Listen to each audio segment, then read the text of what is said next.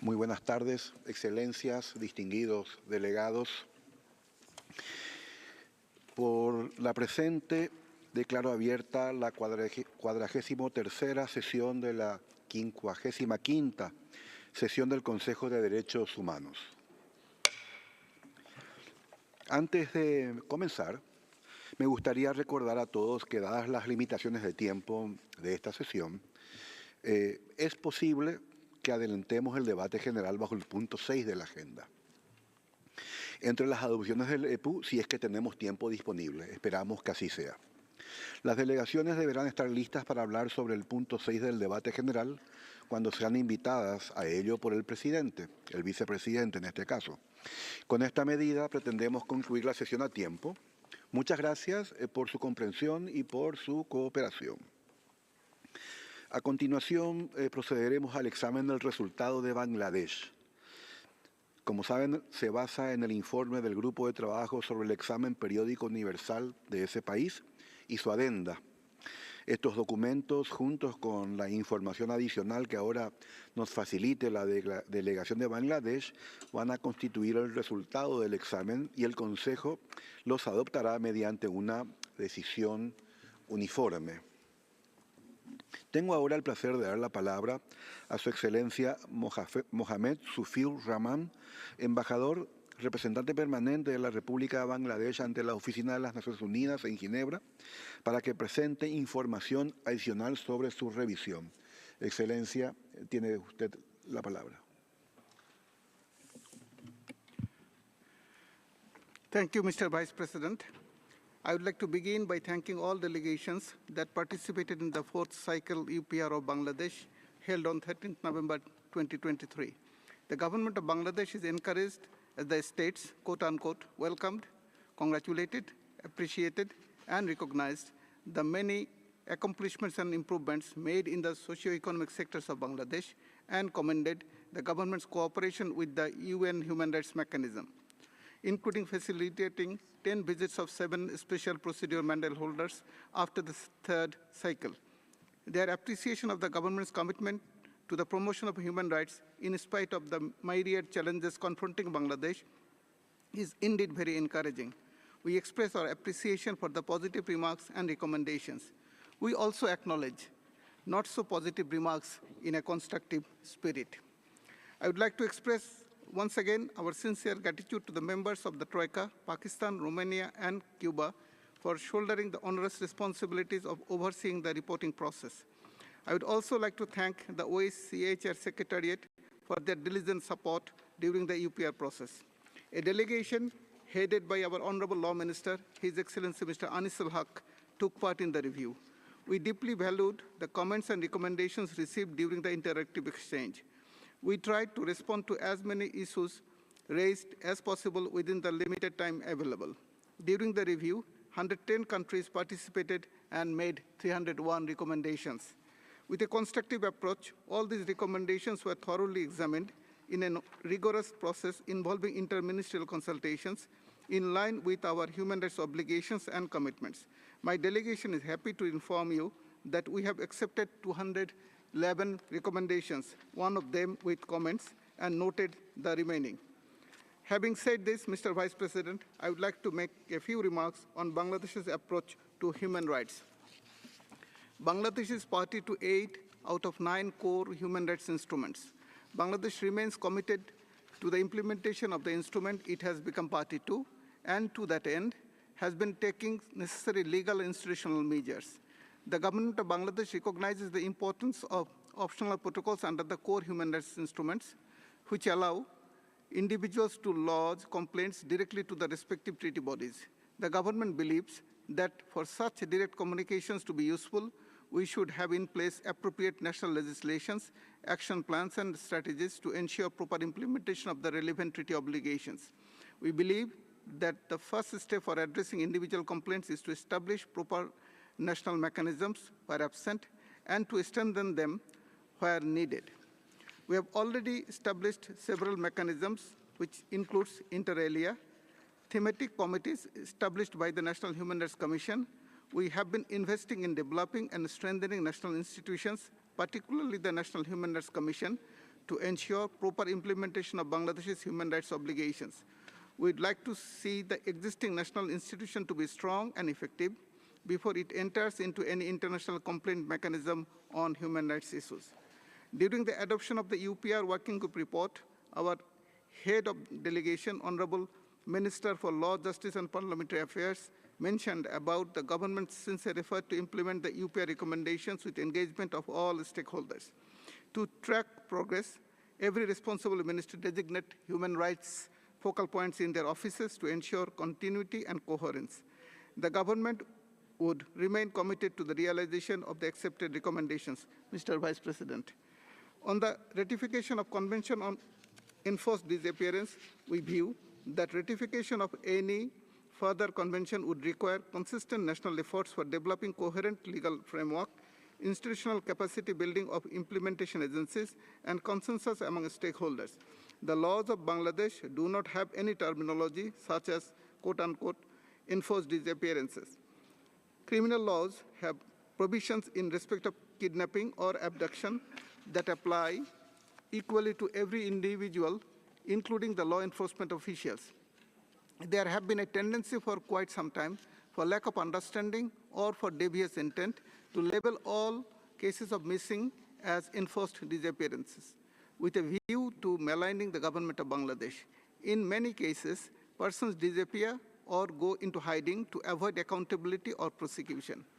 In other cases, the perceived victims have reappeared, disproving the allegations of enforced disappearance. We remain constructively engaged with the working group on enforced disappearances. Mr. Vice President, with regard to the recommendations received in relation to acceding to the 1951 Convention on Refugees, we wish to reiterate that despite not being a party, Bangladesh always adhered to the core principles of the international protection regime, including the principle of non-refoulement. Bangladesh has been hosting forcibly displaced Myanmar nationals for around 4 decades in various phases, and currently more than 1.2 million Rohingyas from Myanmar are temporarily sheltered in Bangladesh. Bangladesh is providing them with all kinds of basic necessities with the help of the international community, UN organizations, and the national and international NGOs. In order to decongest the overpopulated camps in Cox's Bazar, Bangladesh has developed an island, Bhashan Char, with improved amenities. Till end of 2023, around 35,000 Rohingya were relocated on a voluntary basis from the camps in Cox's Bazar. For livelihood on the island, opportunities for agriculture, fish cultivation, livestock farming, and handicrafts are ensured along with other income-generating activities. Unfortunately, over the last 6 years, not a single Rohingya could return to Rakhine. Bangladesh has been working for their voluntary and sustainable repatriation to Myanmar and asked the international community to help create conditions for return in Rakhine and facilitate it, going beyond expressing frustration and then remaining inactive. Mr. Vice President, as regards the issue of indigenous peoples, the Constitution of Bangladesh does not designate or recognize any minority group or community of people in the country as indigenous people. In fact, in contrast to many countries under colonial rule, where the local indigenous people faced near total destruction of their population, societies, and culture, local people in erstwhile Bengal, the present-day Bangladesh, could protect themselves, preserve their culture, and remain the majority of their population in their own land. Since the emergence of Bangladesh in 1971, the whole population are treated equal. In sum, in our context, almost all citizens of this country are indigenous to its land. The Constitution, however, recognizes various tribes, minor races, ethnic sects, and communities, and guarantees protection and development of their unique local culture and tradition. The government undertakes targeted affirmative actions for them. More importantly, equality of opportunity in public employment, irrespective of religion, race, caste, sex, or place of birth, is ensured in both law and practice. No one is barred from running for public offices because of their ethnic identity and their belonging to any tribe, race, ethnic sects, and communities. Mr. Vice President, eliminating child marriage is a high priority for the government of Bangladesh. We are committed to eliminating child marriage by 2041. The Child Marriage Restraint Act 2017 was enacted to end these scourge. According to this act, minimum age for marriage of male is 21 years and that for female is 18 years. National Action Plan to End Child Marriage 2018-2030 has been adopted to eliminate child marriage from the society. An IT system has been launched to check the age of bride and groom using birth certificate, national identity document, and or academic certificates.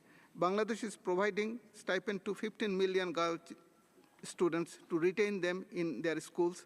That helps prevent child marriage.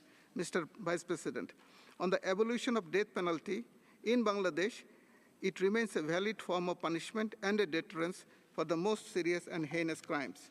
However, there are multiple layers of safeguards before it is finally executed. Any judgment resulting in death sentence goes automatically to the High Court Division for confirmation. Once confirmed, the aggrieved party still has the right to appeal, review, or revision to Appellate Division, and finally to seek presidential clemency. Till now, the government has not taken any decision to abolish, defer, or put moratorium on death penalty. However, it has been gradually aging out death penalty with other forms of punishment, such as life imprisonment. Besides, only a very small percentage of death sentence is actually executed. As regards the LGBTQ issue, this is a religious, cultural, social, moral, and ethical issue for Bangladesh. While dealing with this, the government takes into account views, aspirations, sentiments, and religious belief of the majority of its people. The government is committed to ensure fulfilling the rights of all citizens of the country. We do not see it necessary to create a new set of rights which is not universally accepted as a right. I would also like to add that Bangladesh government has already adopted several measures to ensure the human rights of the third gender people in the society. Mr. Vice President, Bangladesh is committed to strengthen the National Human Rights Commission as an efficient and independent institution. Over the last 4 years, the government has doubled the budget allocation to National Human Rights Commission. The NHRC receives its allocated funds directly to its account. The government has no role in the expenditure of the funds by the Commission. The government has expanded the amount of manpower of the National Human Rights Commission by creating additional posts and making available more resources for logistic support. Bangladesh believes the capacity building of NHRC in all terms would eventually result in the organization becoming a fully capable national watchdog, compliant with the Paris Principles. I thank you. Agradezco al embajador Sufir Rahman por su presentación. Ahora daré la palabra a los Estados miembros y a los observadores para que hagan sus comentarios sobre el resultado de esta revisión. El tiempo de uso de la palabra se ha fijado en 1 minuto con 30 segundos para todos los estados. Cedo entonces la palabra al primer orador, la distinguida delegación de Japón. Tiene la palabra.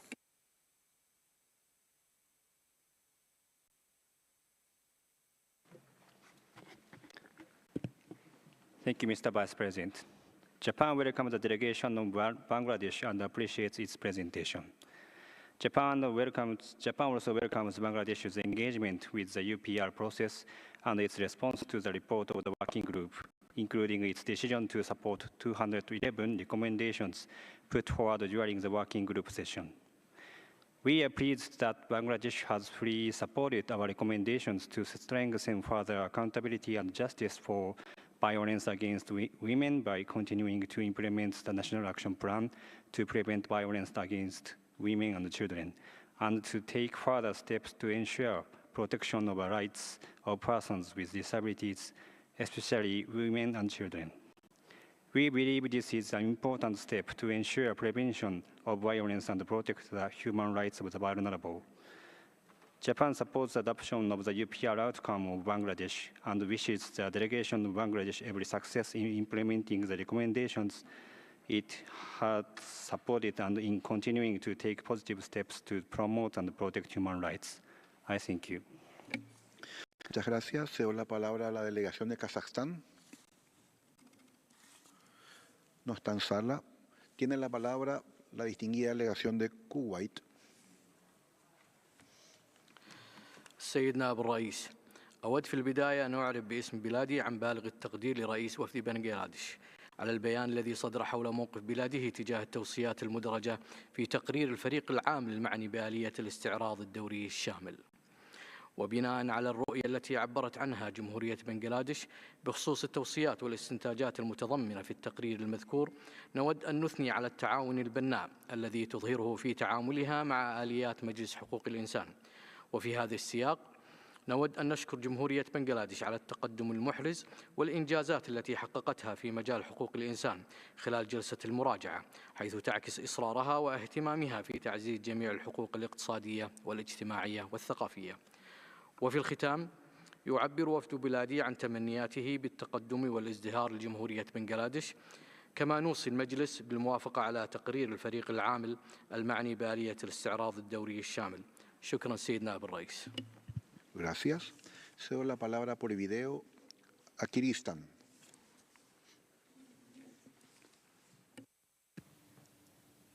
Thank you, Mr. President.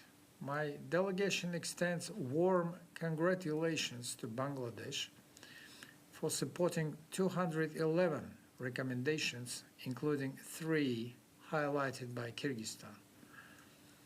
These encompass critical areas such as fortifying the judiciary to ensure universal access to justice and deter impunity, advancing the status of women across all economic sectors with a focus on enhancing their representation in decision-making and implementing the National Action Plan to prevent violence against women and children, 2018-2030. We commend Bangladesh for its continuous positive engagement and constructive approach throughout the UPR process. Kyrgyzstan supports the adoption of the UPR Working Group report on Bangladesh by the Council. We wish Bangladesh every success in the implementation of all the accepted recommendations. Thank you. Gracias. Cedo la palabra a la República Popular de Laos. Mr. Vice President, my delegation congratulates Bangladesh for the successful participation in the constructive dialogue in its 4th UPR. We note with appreciation the achievement made by Bangladesh in advancing women's empowerment and gender equality by guaranteeing women's equal participation and leadership, particularly in political and public life. My delegation also commends the progress made in economic development and poverty reduction in the country. My delegation appreciates that Bangladesh has accepted a majority of the recommendations received during the constructive dialogue, including the 2 recommendations made by the Lao PDR. We wish the government of Bangladesh a success in implementing the accepted recommendations. In conclusion, we encourage the Council to adopt the UPR outcome report of Bangladesh by consensus. I thank you, Mr. Vice President. Muchas gracias.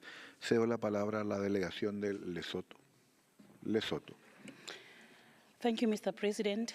Lesotho extends a warm welcome to the delegation of Bangladesh to the adoption of their 4th cycle of the UPR review. We commend Bangladesh for its positive engagement throughout the UPR process. We appreciate that a majority of the recommendations made to this 4th cycle of the review enjoy the support of Bangladesh.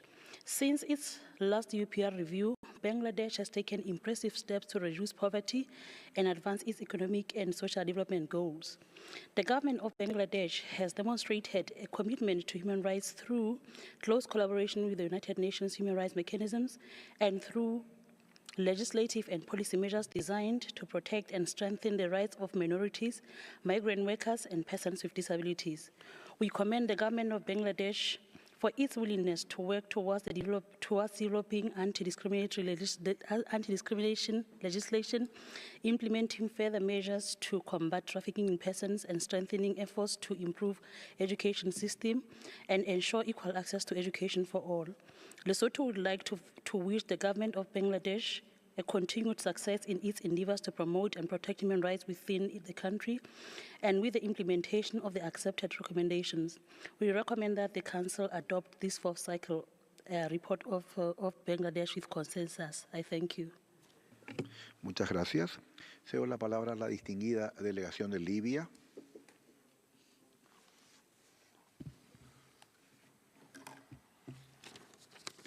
شكرا سيد نائب الرئيس. يتقدم وفد بلادي بالشكر لوفد جمهورية بنغلاديش ويشكره على مشاركتهم الناشطة وانخراطهم في عملية الاستعراض الدوري الشامل، ونثني على جهودها المبذولة للوفاء بالتزاماتها التعهدية وحرصها على تعزيز حقوق الإنسان. وختاما نوصي باعتماد تقرير الفريق العامل والمعني بعملية الاستعراض الدوري الشامل الخاص بجمهورية بنغلاديش، ونعرب عن تقديرنا لجهودها في هذا الإطار وأتمنى لها التوفيق والنجاح. شكرا السيد نائب الرئيس. Gracias. Cedo la palabra a la delegación de Maldivas.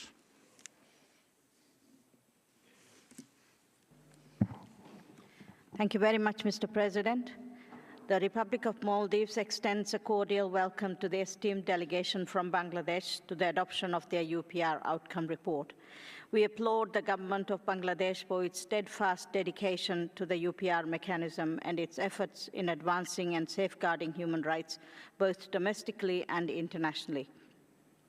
We thank Bangladesh's positive response to our recommendations to continue to strengthen efforts to improve the education system and ensure equal access to quality education for all, particularly for women and girls, and also to continue promoting access to clean drinking water and sanitation for all, especially in rural areas.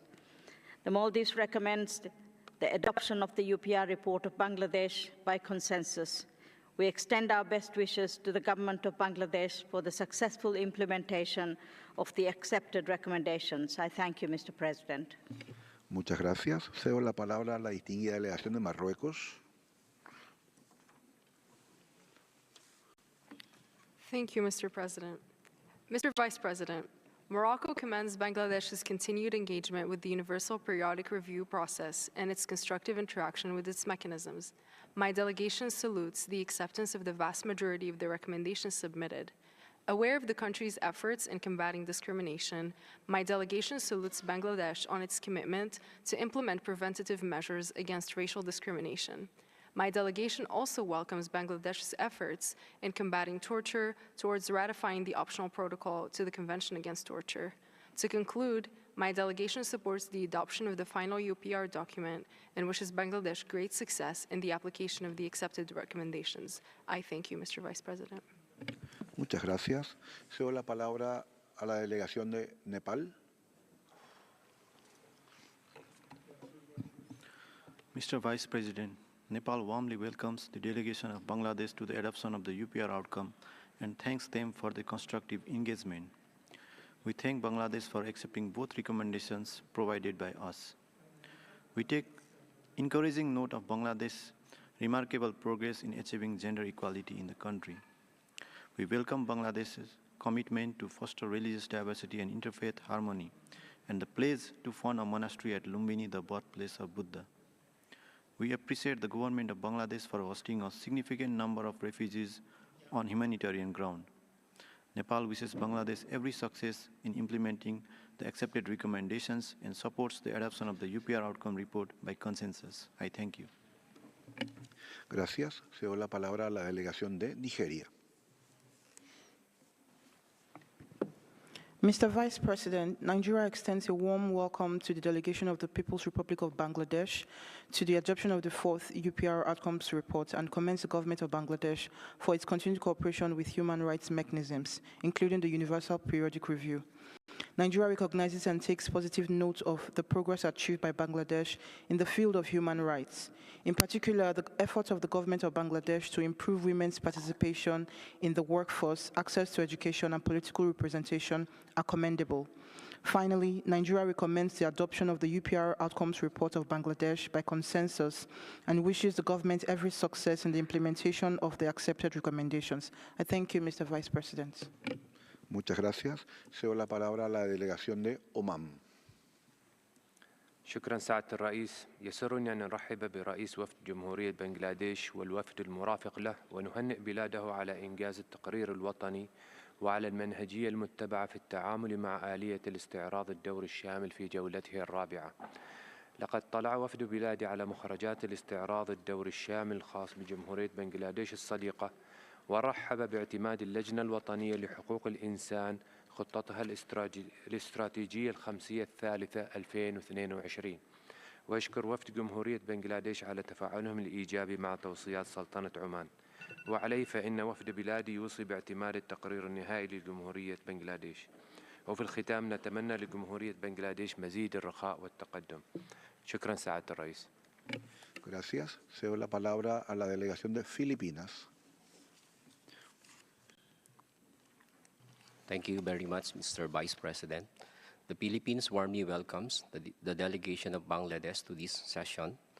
We acknowledge with appreciation the support of Bangladesh on 3 Philippine recommendations, which are, number 1, to enhance the implementation of the National Action Plan to prevent violence against women and children, with particular focus on expanding access to justice, including the provision of support and protection to victims.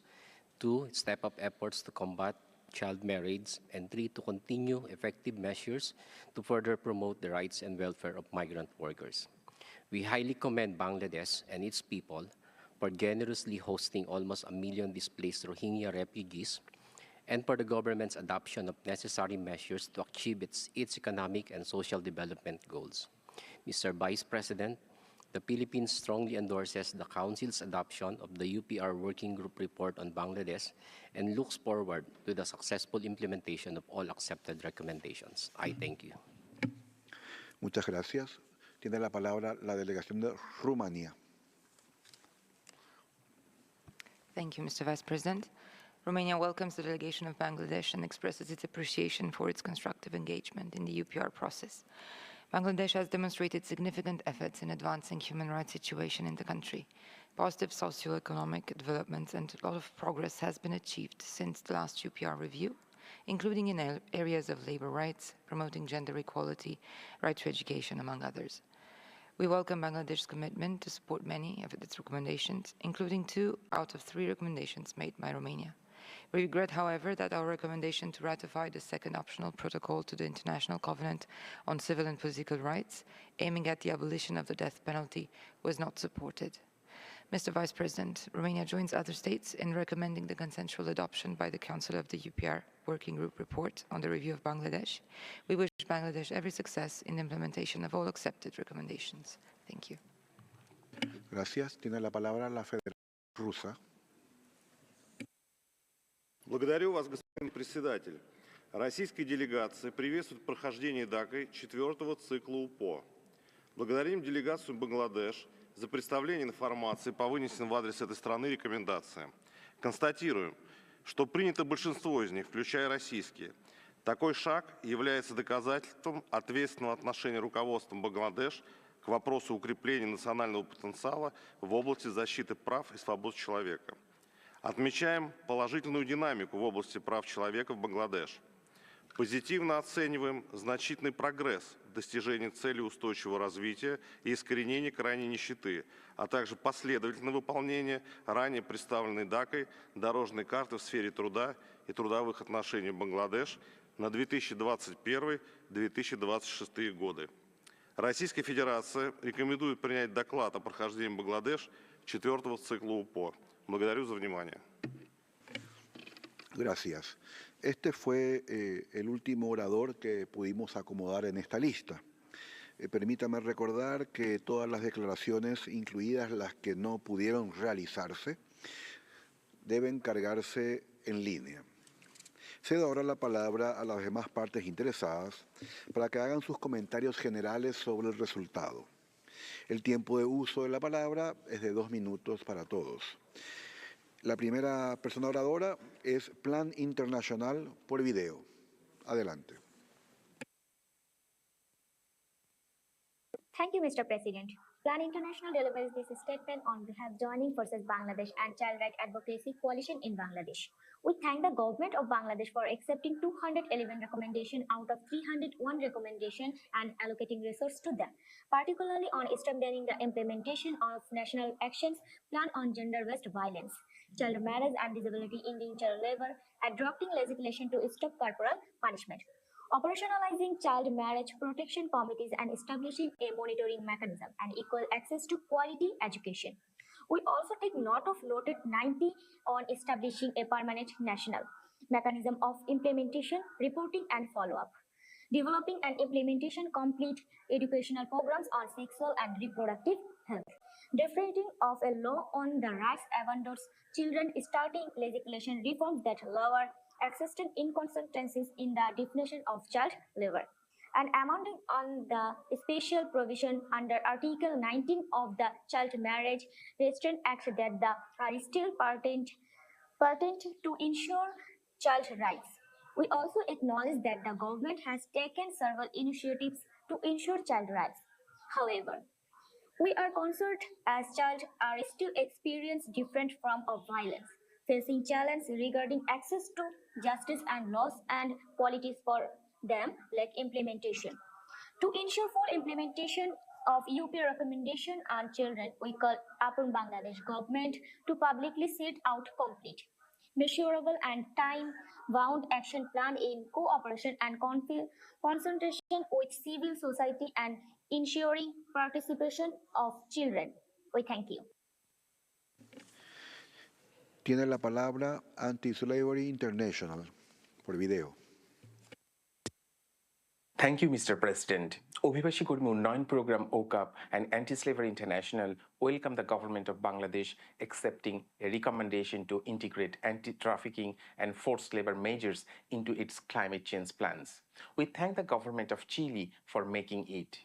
By doing so in current and future plans, including the National Adaptation Plan and the Bangladesh Delta Plan, the government will be helping to close a gap that puts tens of thousands of people at risk of trafficking, forced labor, and other forms of labor exploitation. To do this effectively, we call on the government, first, to ensure that this lens is integrated from the drafting phase and includes measures to relocate and resettle people. Second, to improve coordination across government agencies and sectors and the effective use of resources. Third, to include anti-trafficking and forced labor actions in Bangladesh's next national determinant contribution to the United Nations Framework Convention on Climate Change. And fourth, to advocate internationally for the creation of safer migration pathways, including for those who migrate in the context of climate change. We are on hand to support these measures and welcome the government's engagement with experts from among civil society and survivors of exploitation to achieve this well. Finally, OCAP, Anti-Slavery International, and others who we work for would like to see Bangladesh become a true champion for its migrant workers who continue to suffer from gross exploitation because current systems at home and overseas do not help to protect them against unscrupulous employers and recruiters. To do so, we strongly urge the government to ensure that the recently revised Overseas Employment and Migrants Act is fully and effectively implemented. Thank you very much. Tiene la palabra International Dalit Solidarity. I am reading the statement of Paritran and International Dalit Solidarity Network. I will focus on of the issues of caste discrimination and Dalit rights in Bangladesh. Dalit are those outside of the caste system and face discrimination in almost every part of our life. We would like to thank that state that engaged with the UPR and made to caste discrimination, like Peru, Costa Rica, Germany, and Mexico. We asked Bangladesh to accept those recommendations and asked the state to raise Dalit issues in the next cycle. Just days after a January election, a Dalit family in Jashore and attacked an employee of the publicly election representative drive a tractor into their house, and the disagreement led to the employee assaulting the Dalit family with 10 other men. This reported of the police, but no action has been taken in Keshapur Upazila and dominant caste and made inferior suggestion of Dalit women. When their family protect, they are attacked. The case is still pending in court. Such attacks of Dalit and daily occasion and assaulting due to cultural and impunity. We ask that Bangladesh accept the UPR recommendation and adopt the legislation necessary to protect the Dalit. Caste discrimination must be punishable offense. Bangladesh should ensure Dalit protection participation and resolving at last 5% seat and local and national government. To guide this process, the government should create a milestone and a strategic paper for Dalit mainstreaming and development, the consulting with Dalit communities. Tiene la palabra International Federation of Human Rights. Mr. Vice President, FINDH is extremely concerned about the Bangladeshi government's blanket dismissal of the legitimate concerns expressed by many member states over serious human rights violations in the country. The government's backward behavior is unbecoming of a Human Rights Council member and signals that another UPR cycle will be marked by repression of human rights and civil society. The government denied the existence of enforced disappearances and refused to accept all recommendations on the ratification of the International Convention Against Enforced Disappearances and the optional protocol to the Convention Against Torture. The government did not accept all the recommendations on the death penalty, which is shockingly described as a valid form of punishment and deterrence. With regards to gender equality, the government did not accept all recommendations that called for the criminalization of marital rape and refused to commit to withdrawing reservations to Article 2 and 16 of the Convention of the Elimination of Discrimination Against Women. It also refused to accept all recommendations related to the rights of LGBTIQ people, which is relegated to the status of a religious, social, cultural, moral, ethical issues. The government accepted recommendations calling for free, fair, and transparent elections after it made a mockery of the recent general elections, which was neither legitimate nor participatory. To lead up to the 7 January polls was marked by the government's escalation of repression of the political opposition and ongoing attacks on civil society. The government accepted recommendations calling for the protection of civil society activists, lawyers, and journalists from arbitrary arrest and detention, despite its ongoing use of the judicial system to silence all forms of dissent, criminalization of human rights defenders at home, and the intimidation and targeting of dissidents in exile. We urge all member states to press the government of Bangladesh to address all human rights violations and impunity, ensure accountability, reparation, and guarantees of non-recurrence of human rights abuses, and deliver justice to the victims. Muchas gracias. Tiene la palabra Jubilee Campaign. Mr. President, Jubilee Campaign welcomes the support by Bangladesh for the 5 recommendations regarding freedom of religion and belief and the 10 recommendations related to freedom of expression. The swift implementation of these recommendations is critical for improving the human rights situation in the country.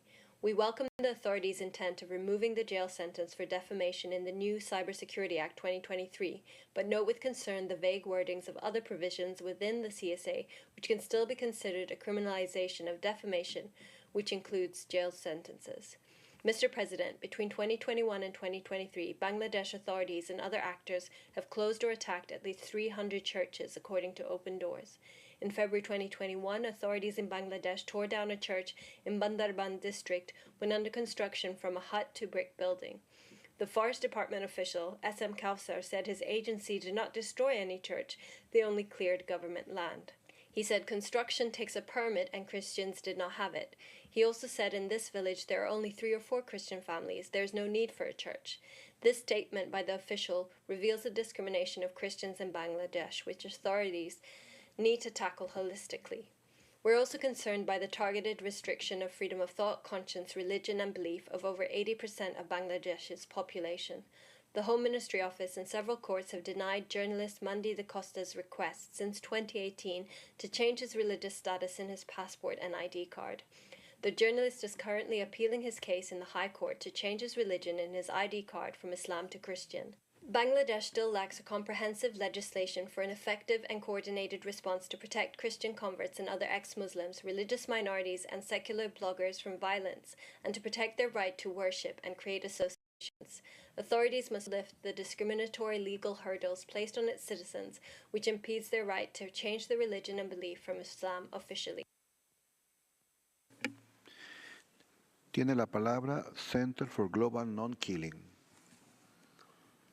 Beloved human beings, Senor Vice Presidente, Excellencies, dear people and authorities of Bangladesh, dear delegation, dear suicide survivors, ladies and gentlemen, everyone Greetings of lively rights.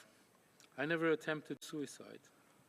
Came close once and had nagging ideations, suicidal thoughts, in 2 difficult periods of my life. What saved me, most likely, is the firm decision taken at the age of 26 to live my life as given in its best longevity. Deciding to live happily came next. The World Health Organization published a few months ago a policy brief on the health aspects of decriminalizing suicides. I add, on the health benefits of decriminalizing suicides. Has no state made a peer-to-peer recommendation to see suicides decriminalized in Bangladesh, may I ask to the delegation if it would accept a civil society recommendation to decriminalize suicides. Life is also precious. Valuing life is the best next step. Helping people to do this valuation of life at any time or when facing suicide is a sign of care, compassion, and good governance. May Bangladesh decriminalize suicides. Dear live participants, thank you. Thank you, Senor Vice President. Gracias. Tiene la palabra Asian Forum for Human Rights. President, more than 10 years ago, in September 2013, during the adoption of the second cycle UPR outcomes of Bangladesh, Forum Asia highlighted the unjust detention of human rights defenders Adilur Rahman Khan and Nasiruddin Alan. They had been detained under the Information and Communication Technology Act in relation to an investigative report by their organization into alleged killings of protesters by security forces. After more than 10 years of harassment, Odika was deregistered in June 2022, and Khan and Allen were sentenced to 2 years imprisonment in September 2023. Over the past 10 years, the government has stepped up restrictions on freedoms of expression, assembly, and association in contradiction to recommendations accepted in successive UPRs and international obligations. Continuing harassment of Khan, Allen, and their organization is emblematic of the risks faced by human rights defenders, civil society, and journalists in Bangladesh. Similarly, their trial, riddled with serious violations of international fair trial and due process standards, demonstrate the weaponization of the judiciary against anyone perceived to be critical of the ruling elite, in contrast to accepted recommendations to ensure judicial independence. Like the government's response to recommendations to prevent enforced disappearance, Bangladesh has regularly used the allegation of maligning the government to silence and smear those advocating for accountability for disappearances, including families of the victims. Bangladesh has engaged in acts of reprisals against those who cooperate with the UN, as demonstrated by the verbal attacks and intimidation against Adil Rahman Khan and other speakers by individuals clearly identified to be associated with the ruling party at a side event during the UPR Working Group meeting in November. We urge Bangladesh to take immediate steps to protect human rights defenders and to end restrictions on fundamental freedoms, including freedoms of expression, assembly, and association, in line with the accepted UPR recommendations. We further urge Bangladesh to create an environment where civil society and human rights defenders can engage freely in human rights advocacy without fear of reprisals. I thank you. Gracias. Tiene la palabra la Fundación Marista por la Solidaridad. The FMSI and the Marist Brother Trust Bangladesh welcome the participation of Bangladesh in the UPR and its commitment to the rights of children. We welcome the acceptance of Recommendation 144-244 to adopt legislation to prohibit and prevent corporal punishment. However, we are concerned that the Children Act 2013 does not include any explicit provision prohibiting corporal punishment in school, and the number of cases reported in families is very high. We recommend to enhance existing legislation and its implementation to eradicate corporal punishment in all settings. Concerning child labor and education, we welcome the acceptance of Recommendation 144-243. However, we regret that Recommendation 144-243 was only noted as the situation of children working in the tea garden is dramatic. 29.8% of children aged 5 to 17 are involved in child labor in Habiganj, 15.6% in Molibazar, and 19.3% in Sylhet. We recommend Bangladesh to ensure that child labor, even when legal, does not prevent children from going to school. We regret that Recommendation 144, 253 and 257 concerning the reformulation of the Child Marriage Restraint Act were only noted as data shown that about 59% of women in the country aged 20 to 24 years were married before the age of 18 years. We recommend to ensure that birth registration is mandatory, especially in the tea gardens, in order to prevent deceitful manipulation of the age of children as a measure to fight against child marriage. Thank you. Tiene la palabra Stichting Global Human Rights. President, Global Human Rights Defense brings our attention to the matter of the 1971 Bangladesh genocide. In 1971, Bangladesh witnessed a brutal conflict claiming the lives of approximately 3 million Bengalis. The atrocities committed during the genocide were unspeakable, perpetrated by the Pakistani army and various collaborators with a profound disregard for human life. Of grave concern is the targeted violence against women, with an estimated 300,000 becoming victims of rape and assault. Examining these atrocities in the context of the Genocide Convention, it is evident that the systematic killings, rape, and forced displacement suffered by the Bengali population in 1971 undeniably meet the criteria of genocide outlined in the Convention. We call for the International Commission of Inquiry and monitoring mechanisms for accountability. We also advocate for specific recommendations in the Universal Periodic Review, scrutinizing Bangladesh's effort to address the genocide's consequence. We can pave the way toward justice, reconciliation, and a world where human rights are universally honored through collective acknowledgement, investigation, and decisive measures. Thank you. Tiene la palabra Interfaith International. Monsieur le Vice-président, Monsieur l'Ambassadeur, Interfaith International souhaite la bienvenue à la délégation du Bangladesh au 4e cycle de l'examen périodique universel et félicite le pays pour l'acceptation de la majorité des recommandations qui lui ont été faites. L'adoption du rapport du Bangladesh coïncide avec le 53e anniversaire de la tragédie humaine qu'a connue ce pays durant sa guerre de libération nationale. C'est ainsi l'occasion de saluer la mémoire de toutes les victimes de cette période sombre du pays. Depuis son dernier examen, force est de constater que le Bangladesh a réalisé des progrès considérables, notamment dans le cadre de l'accès à la santé, à l'éducation, dans la lutte contre la pauvreté, du travail des enfants, de la violence à l'égard des femmes et des enfants, ainsi que dans les mesures prises afin de mieux protéger les communautés défavorisées, notamment les BD, Hijra, Dalits et Harijan. Interfaith International se réjouit de la coopération du Bangladesh dans le cadre des procédures spéciales et de la mise à jour de ses rapports au niveau des organes de traité. De plus, l'ouverture des frontières du pays aux réfugiés Rohingyas témoigne de l'engagement du pays à respecter ses obligations en matière de protection internationale. Par ailleurs, Interfaith International déplore le boycott des élections législatives de janvier dernier par les partis d'opposition.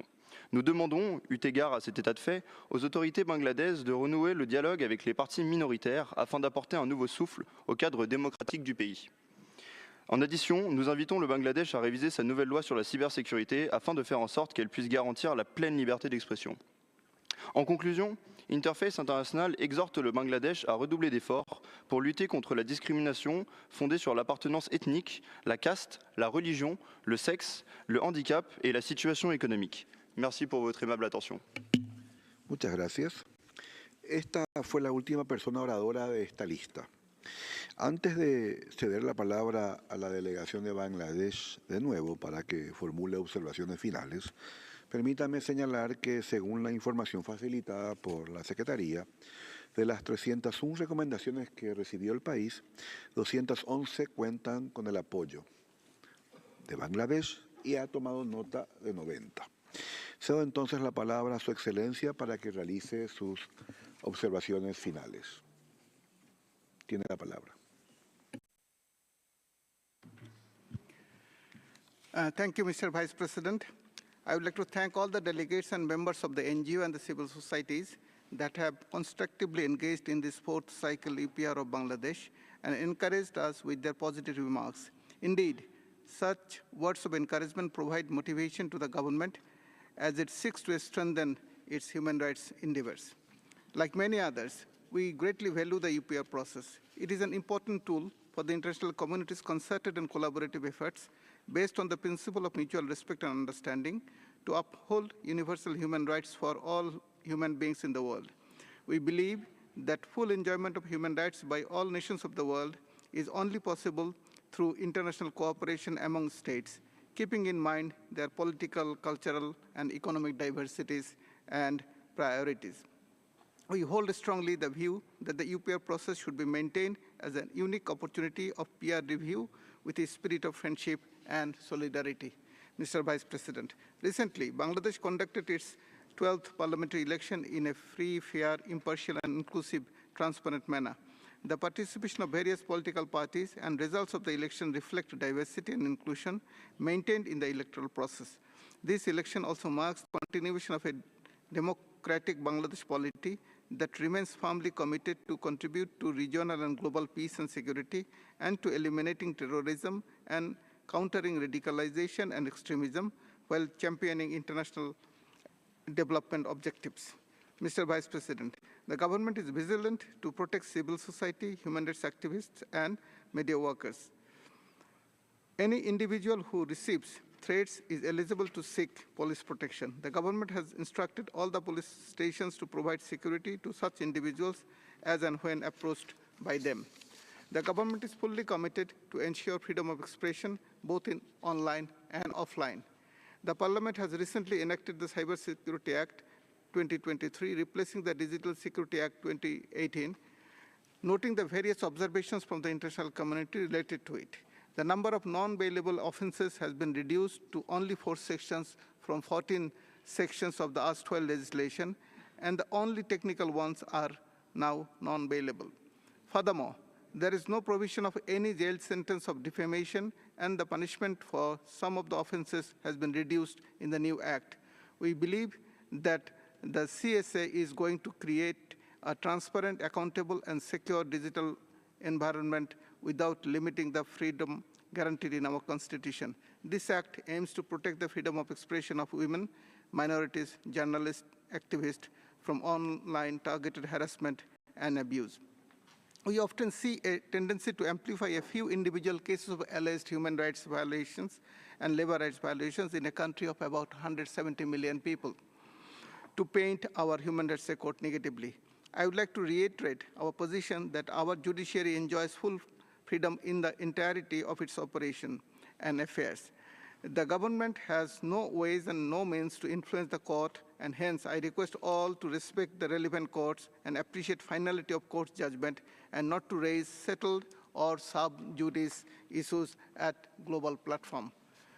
On the protection of Dalit and other underprivileged population, according to Article 28 of the Constitution of Bangladesh, the state does not discriminate against any citizen on grounds only of religion, race, caste, sex, or place of birth. The government has taken various measures to increase the quality of life, access to government services, and integration into mainstream society for the socio-economically and educationally underprivileged communities, including the Dalits. These initiatives include senior citizen allowance, educational stipend, livelihood development training, and financial assistance for livelihood development, etc. for them. Mr. Vice President, Bangladesh, as a responsible nation with deep commitment to international human rights laws, will continue to make efforts towards gradually building a prosperous nation where everyone would fully enjoy all civil, political, as well as economic, social, and cultural rights. Despite being a developing country with significant capacity and resource constraint, the government remains committed to the process of gradual but visible improvement in all areas of human rights within the country. I thank you all once again for reposing your confidence on the commitments of our government. I thank you. Agradezco a Su Excelencia el embajador de Bangladesh por esta presentación y por la participación constructiva de su país a lo largo de este proceso del EPU. Propongo ahora que el Consejo adopte la decisión sobre el resultado del examen periódico universal de Bangladesh, tal y como aparece en vuestra pantalla. Al no ver ninguna observación, se adopta la decisión. Suspendemos entonces la sesión unos breves instantes para examinar el resultado de la Federación Rusa. Gracias.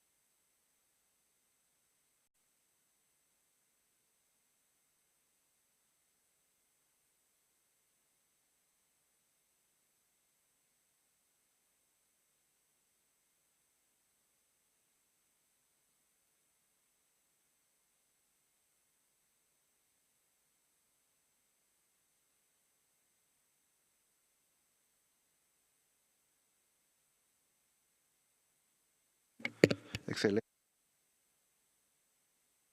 A continuación, vamos a proceder al examen del resultado de la Federación de Rusia.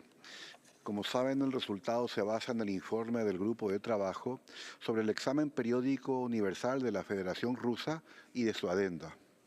Estos documentos, juntos con la información que ahora nos facilite la delegación, constituirán el resultado del examen y el Consejo los adoptará mediante una decisión uniforme. Tengo ahora el placer de dar la palabra a la señora Ekaterina Kudelik, directora del Departamento de Derecho Internacional y Cooperación del Ministerio de Justicia de la Federación Rusa, para que presente información adicional sobre la revisión. Señora, tiene usted la palabra.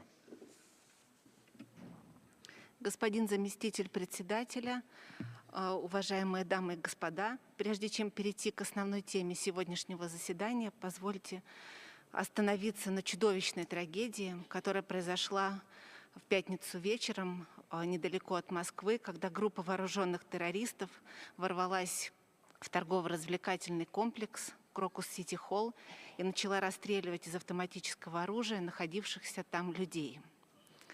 В результате этого бесчеловечного акта погибло более 140 человек. Еще несколько сотен человек получили ранения. Лично для меня это и личное горе, потому что погиб мой близкий коллега из Министерства юстиции. Его жена получила серьезные ранения, но врачам удалось ее спасти. У них осталось 2 детей. Сразу после террористического акта от глав государств и правительств, руководители международных организаций и неправительственных организаций, а также простых граждан стали поступать соболезнования родным и близким погибших и пострадавших, слова поддержки и солидарности с российским народом, категорическое непринятие этого страшного преступления. Много искренних слов прозвучало, в том числе со стороны сотрудников, аккредитованных в Женеве, постоянных представительств государств и находящихся здесь международных структур и неправительственных организаций. Хочу выразить искреннюю признательность каждому, кто не остался безразличным перед лицом этой трагедии. В этой связи прошу председателя Совета по правам человека объявить минуту молчания в память о всех погибших.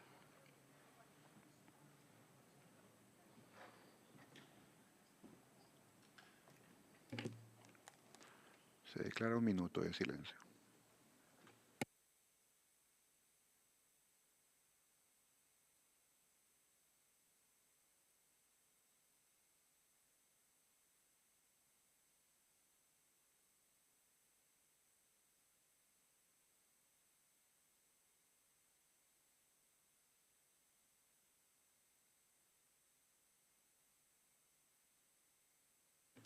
Gracias. Puede continuar, distinguida señora.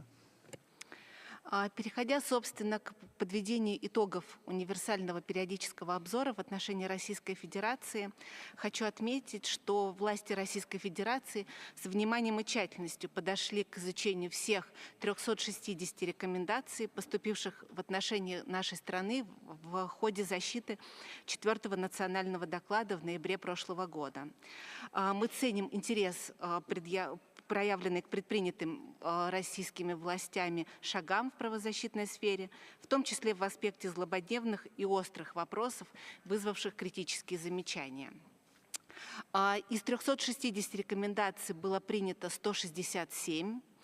Содержание этих рекомендаций Российской Федерации приветствуется и поддерживается. Еще 35 рекомендаций приняты частично.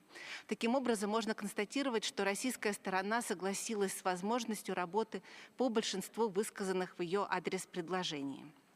Однако есть и позиции, с которыми российские власти не согласны и которые не могут быть приняты по ряду причин. В частности, это противоречие содержания рекомендаций положениям действующего законодательства и основным направлениям государственной политики в соответствующих областях. Ряд рекомендаций были отвергнуты по причине фактологически неверных и некорректных утверждений, которые содержались в них. Обращает на себя внимание то, что большинство непринятых рекомендаций дублируют друг друга.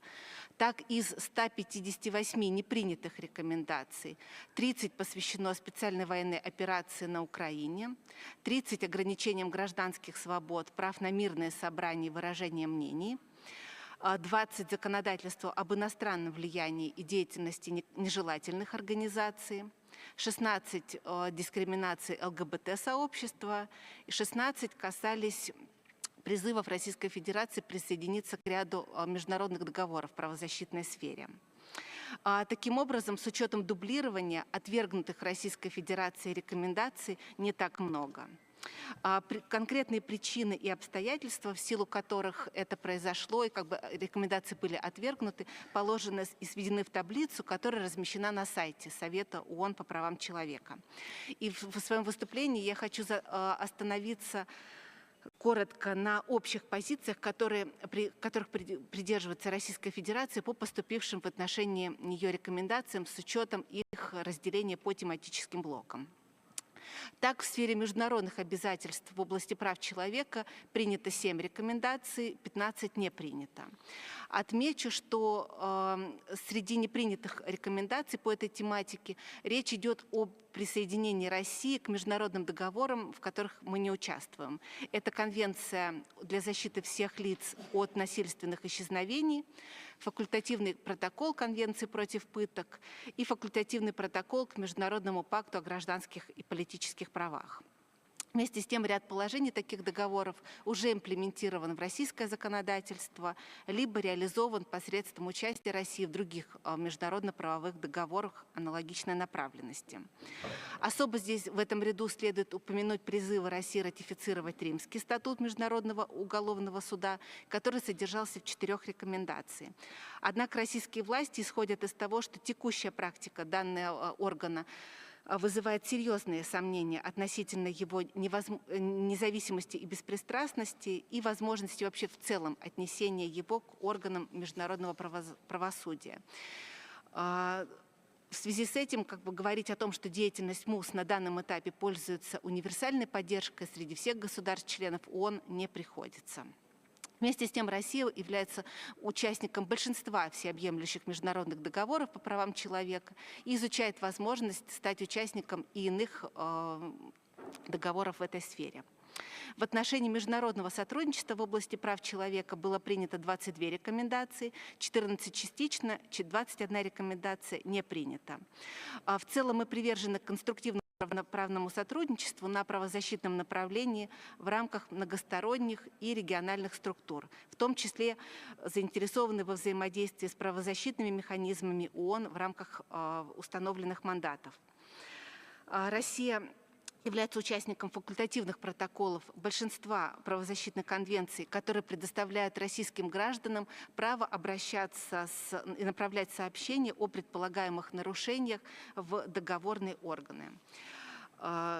В ответ на многочисленные повторяющиеся рекомендации России были отвергнуты те из них, которые касались исполнения Европейского суда по правам человека, в связи с тем, что Россия перестала быть членом Совета Европы в марте 2022 года и на тех же условиях перестала быть членом Конвенции о защите прав человека.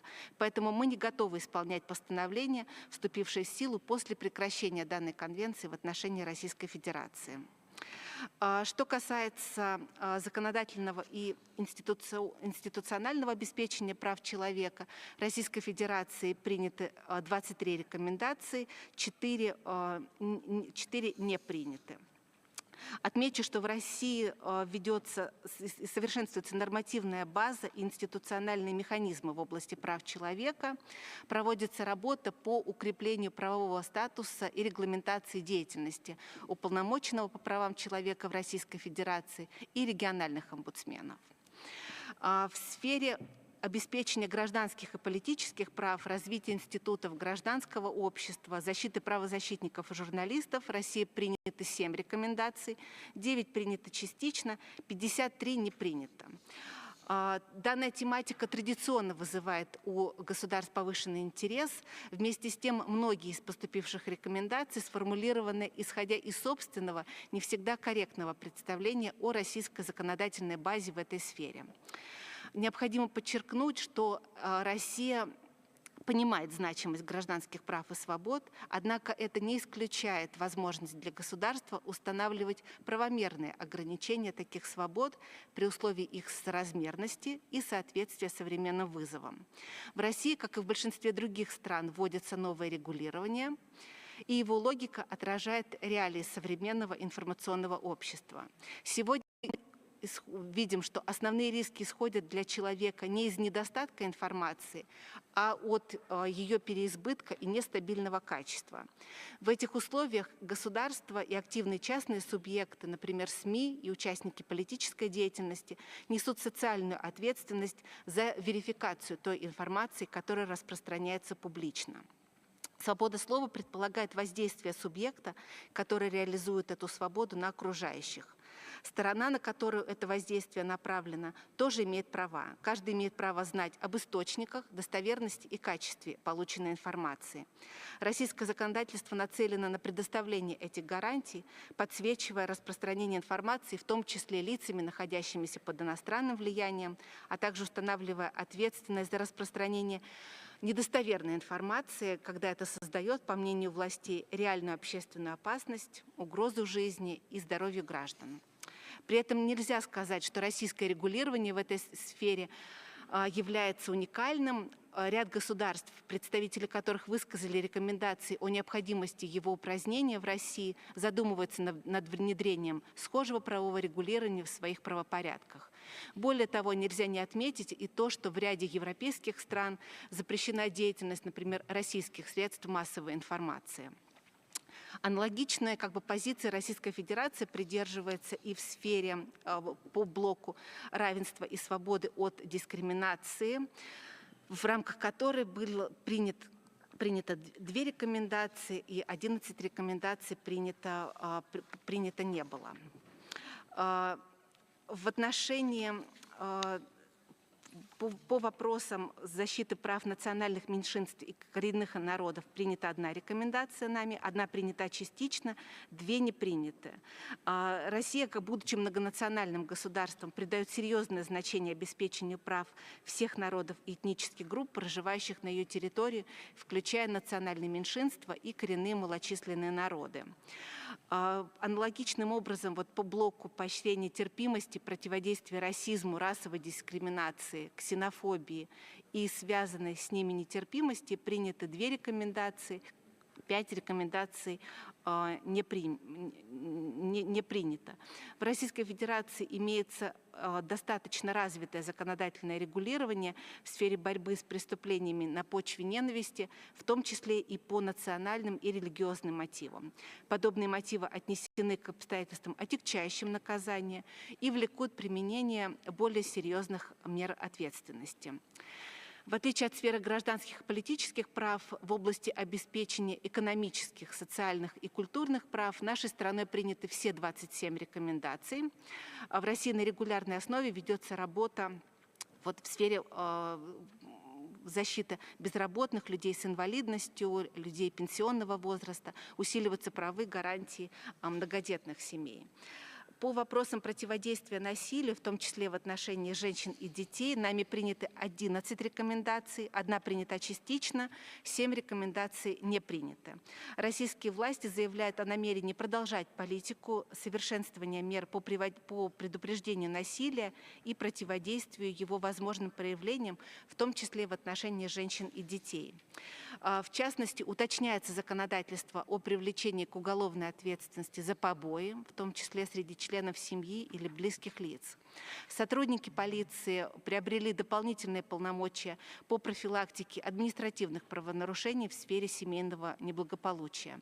Развиваются механизмы контроля, допускающими нарушения в семейной сфере. В сфере защиты прав ребенка Российской Федерации приняты 8 рекомендаций, 1 принята частично, 9 не принято.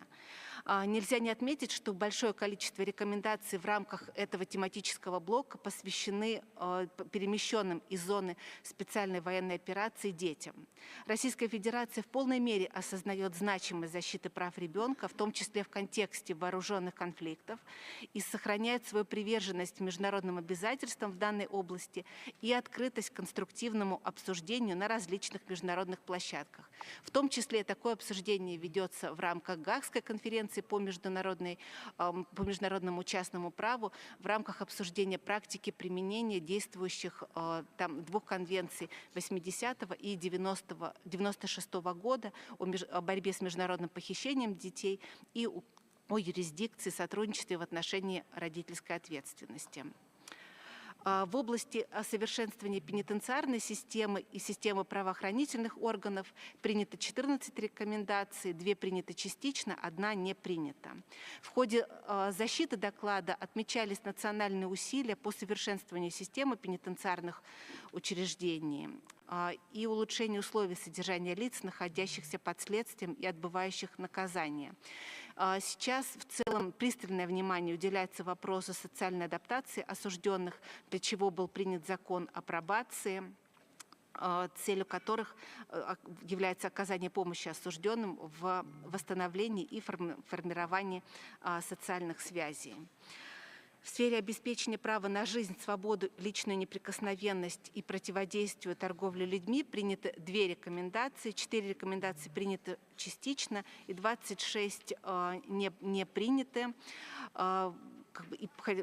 По причине, и подавляющее большинство непринятых рекомендаций носило повторяющийся характер и касалось проведения Российской Федерации специальной военной операции на Украине, и были отвергнуты эти доводы как не имеющие отношения к принципам и целям универсального периодического обзора. Благодарю за внимание.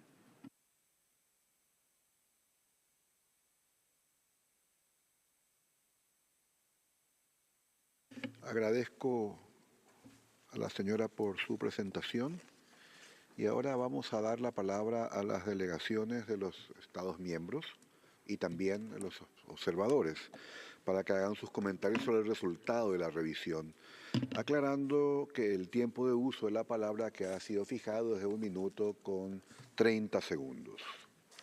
Tiene entonces la palabra la primera delegación, la distinguida delegación de Indonesia.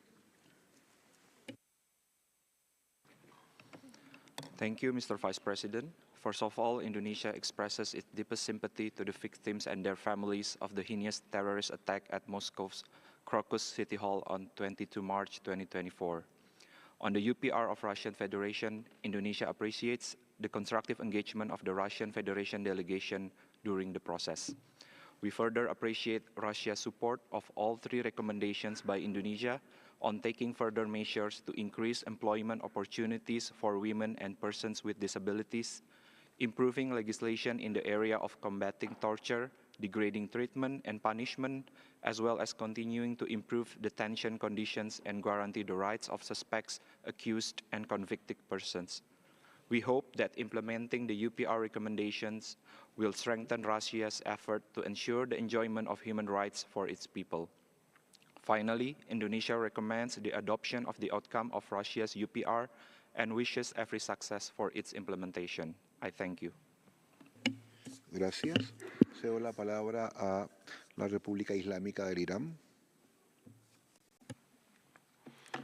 Thank you, Mr. President. Firstly, I would like to offer my condolences for the horrific terrorist attack at the Crocus City Hall in Moscow in the evening of the 22nd March that took the lives of more than 140 innocent people.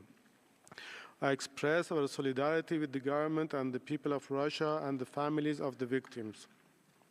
Russia's approach of constructive engagement with the UPR process, backed by decades-long involvement and a prominent position in multilateralism and its acceptance of a significant number of recommendations, including those presented by my delegation, is commendable. We wish Russia success in implementing these recommendations.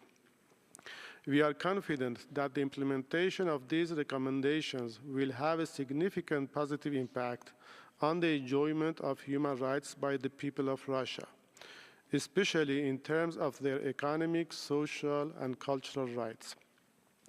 We recommend that the Council adopts the report of the Russian Federation by consensus. I thank you, Mr. President. Agradezco. Ahora tiene la palabra la distinguida delegación de Irak.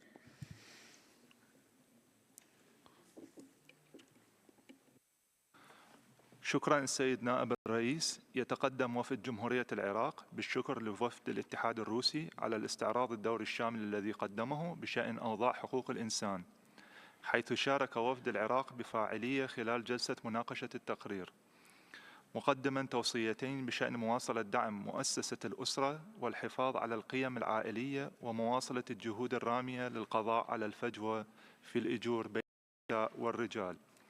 ويعرب وفد العراق عن تقديره لقبول الاتحاد الروسي للتوصيتين المذكورتين آنفاً. السيد نائب الرئيس، يبذل الاتحاد الروسي جهود حثيثة لتعزيز حقوق الإنسان ويتعاون بشكل بناء مع مختلف الآليات الدولية المعنية بحقوق الإنسان. يوصي وفد العراق المجلس الموقر باعتماد تقرير الاستعراض الدوري الشامل للاتحاد الروسي، ويثني على قبوله أغلب التوصيات المقدمة له، الأمر الذي يعكس التزامه بتعزيز وحماية حقوق الإنسان لمواطنيه كافة. شكرا نائب السيد الرئيس. Muchas gracias. Tiene la palabra la delegación de Kazajstán. Thank you, Mr. Vice President. At the outset, Kazakhstan expresses its deepest condolences to the families of the victims, the people, and the government of the Russian Federation in connection with the horrific terrorist attacks in Moscow last Friday. Kazakhstan welcomes the outcome UPR report of the Russian Federation. We commend Russia for its constructive engagement with the UPR process and careful consideration of the various recommendations put forward by delegations. We are pleased that all our recommendations enjoy the support of the Russian Federation. We encourage Russia to continue its efforts to ensure the promotion and protection of all human rights and fundamental freedoms of its people. Kazakhstan recommends the Council to adopt the country's UPR outcome by consensus and wishes the Russian Federation every success in its implementation. I thank you. Muchas gracias. Tiene la palabra la delegación de Kuwait. شكرا سيد نائب الرئيس. يرحب وفد بلادي بوفد الاتحاد الروسي ويشكره على الإحاطة التي قدمها إلى المجلس حول التوصيات التي تلقاها في إطار الاستعراض الدوري الشامل، ويثمن قبوله لعدد هام من التوصيات التي من شأنها أن تحمي وتعزز حقوق الإنسان، والتي كان من بينها ما أوصت به بلادي بشأن رفع مستوى الوعي بين السكان فيما يتعلق بقضايا تعزيز وحماية حقوق الإنسان وحماية الأمومة والأبوة والطفولة، وتهيئة الظروف الملائمة لنمو الأطفال وتطورهم الفكري وتعليمهم والحفاظ على صحتهم العقلية والجسدية.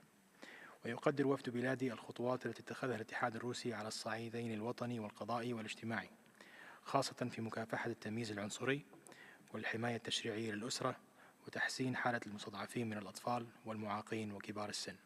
وفي الختام يتمنى وفد بلادي للاتحاد الروسي التوفيق والسداد في تنفيذ التوصيات التي قبلها، ونوصي المجلس الموقر باعتماد تقرير الفريق العامل المعني بالاستعراض الدوري الشامل.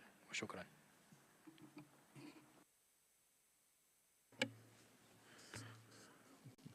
Gracias. Tiene la palabra la delegación de Kirguistán por video.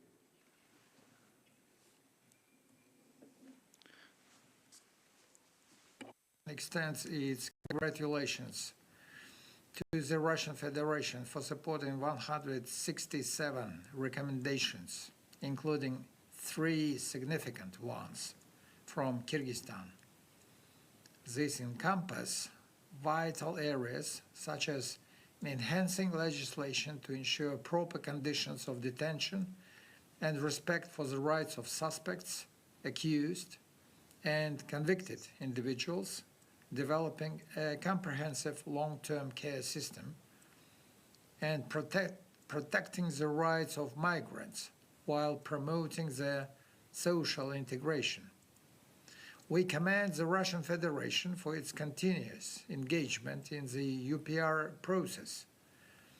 Kyrgyzstan endorses the adoption of the UPR Working Group report on the Russian Federation by the Council.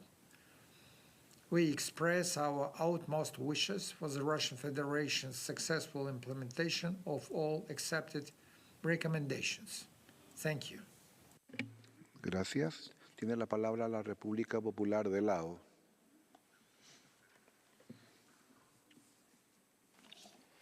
Mr. Vice President, my delegation condemns the terrorist attack on 22nd March. We would like to express our deepest condolences and sympathies to the people and the government of Russian Federation, especially to the bereaved families of the victims. We commend Russian Federation's firm commitment to the Universal Periodic Review and its active participation in constructive dialogue in its fourth UPR cycle. We note with appreciation the Russian Federation efforts to promote and protect human rights and fundamental freedom of its citizens, as well as improving its domestic legislation and law enforcement. We also commend steps taken by the Russian Federation to guarantee equal rights for women and men, including the implementation of the National Women's Strategy. My delegation appreciates the Russian Federation has accepted 2 recommendations made by the Lao PDR. We wish the Russian government success in implementing the accepted recommendation. In conclusion, we encourage the Council to adopt the UPR outcome report of the Russian Federation by consensus. I thank you, Mr. Vice President. Muchas gracias. Tiene la palabra la delegación de Letonia. Mr. Vice President, Latvia is gravely concerned by the deteriorating human rights situation in Russia. Putin's regime continues to target, harass, and intimidate those who disagree with the official Russia's policy, the number of political prisoners in Russia reaching almost 700 people. The political opposition, independent media, and civil society organizations in Russia are destroyed legally and in some cases even physically. The most evident example of this is the tragic fate of Alexei Navalny, of which the direct responsibility lies on the Russian authorities. Russia has also started to implement the reparations to those Russian opposition activists who have left Russia and live abroad. The recent so-called presidential elections in Russia have not been free or fair, and thus the Russian people have been deprived of their democratic rights. Furthermore, as Russia's war of aggression against Ukraine continues, even more human rights violations have been committed by Russia against the people of Ukraine. Russia must immediately stop all intimidation, harassment, and violence against political opposition, human rights defenders, civil society organizations, and independent media. Russia must immediately cease all political motivated persecutions, both domestic and extraterritorial. And Russia must immediately stop its war of aggression against Ukraine and stop systematic and grave violations of human rights and international humanitarian law in Ukraine. I thank you. Gracias. Tiene la palabra la delegación de Libia. شكرا سيد نائب الرئيس. بداية نرحب بوفد الاتحاد الروسي ونقدم تعازينا إلى دولة روسيا حكومة وشعبا في ضحايا الهجوم الإرهابي الذي استهدف المركز التجاري في العاصمة الروسية موسكو. كان نعبر عن عميق امتناننا لوفد الاتحاد الروسي لقبوله التوصيات التي تقدمنا بها. وختاما نوصي باعتماد نتيجة تقرير الفريق العامل الخاص بدولة روسيا. شكرا السيد نائب الرئيس.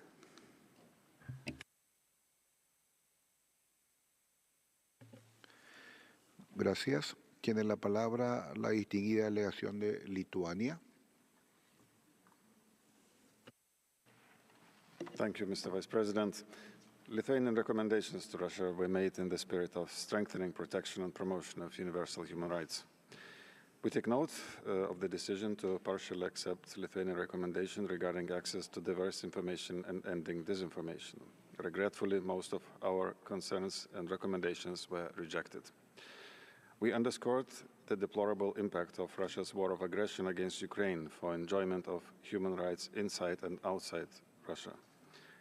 We remain deeply concerned about ongoing repressions and human rights violations that pose grave danger to the Russian society as well as the international community. Russia's decision to disrespect human rights violates its obligations under international law and threatens the entire rules-based international system. We expect that Russia will submit an optional midterm report on progress of implementation of all the accepted and partially accepted recommendations. I thank you. Muchas gracias. Tiene la palabra la delegación de Marruecos.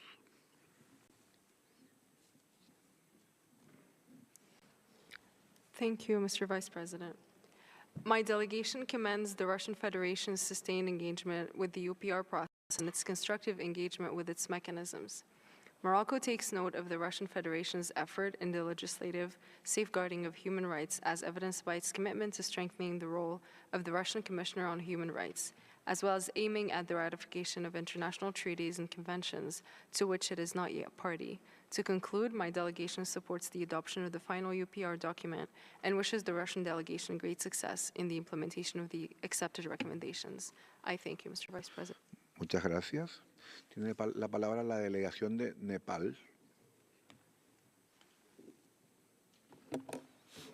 Mr. Vice President, Nepal warmly welcomes the delegation of Russian Federation to the adoption of the UPR outcome and thanks them for the constructive engagement in the UPR process. We thank Russian Federation for accepting all 3 recommendations made by Nepal.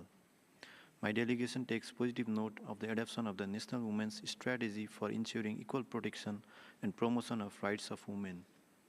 Nepal wishes all success to Russian Federation in the implementation of the accepted recommendations and supports the adoption of the UPR outcome report by consensus. I thank you. Muchas gracias. Cedo la palabra a la delegación de Netherlands. Países Bajos. Thank you, Mr. Vice President. We express our condolences to the families of the victims of the terrorist attacks claimed by ISIS which took place in Moscow on March 22nd. Mr. President, my delegation sincerely regrets that the Russian Federation did not accept 158 recommendations, or 44% of the total number of recommendations it received during the 4th cycle of the UPR. This includes the recommendation made by the Kingdom of the Netherlands to 1. Fully cooperate with the Special Rapporteur on the situation of human rights in the Russian Federation and implement all her recommendations, especially regarding the repeal of the laws on foreign agents and undesirable organizations, and of Articles 20.3.3 and 20.3.4 of the Administrative Code as a matter of urgency. The categorical refusal by the Russian Federation to cooperate with the mechanisms of this Council showcased against by their noting of our recommendation, as well as the high proportion of noted recommendations overall. They are a further example of the blatant disregard by Russia for international human rights, law and the rules-based system. We repeat our concern about Russia's clear breach of the UN Charter and international law. Russia's ongoing war of aggression against Ukraine has caused a litany of violations of international human rights and humanitarian law. Russia's aggression abroad has been translated into repression at home, where the war has catalyzed a repressive crackdown of the last 2 decades against Russian civil society, independent media and ordinary Russian citizens. In concluding, we reiterate the importance of the UPR process and urge the Russian Federation to follow up on all recommendations. Muchas gracias a la delegación de Países Bajos. Tiene ahora la palabra la delegación de China. 主席先生，中方对俄罗斯发生严重恐怖袭击事件造成重大人员伤亡深感震惊，对遇难者表示深切的哀悼，对伤者和遇难者家属表示诚挚的慰问。中方反对一切形式的恐怖主义，强烈谴责恐怖袭击行为，坚定支持各方维护国家安全稳定的努力。主席先生，中方赞赏俄罗斯在促进和保护人权方面所做的努力和取得的进展，包括在消除一切形式的歧视和打击不容忍现象上取得的立法进展，重视儿童、残疾人和老年人等社会弱势群体权利。中方欢迎俄罗斯接受中方所提的全部建议，祝愿俄罗斯在促进和保护人权方面取得更大的成绩。我们关切地注意到，美国对俄罗斯实施的单边强制措施严重地侵犯俄罗斯人民的人权，应当立即取消。中方希望各方在人权理事会停止对抗性做法，为俄罗斯等国的经济社会发展和人民享有各项人权发挥建设性作用。中方支持人权理事会核可俄罗斯国别权审议报告。谢谢主席。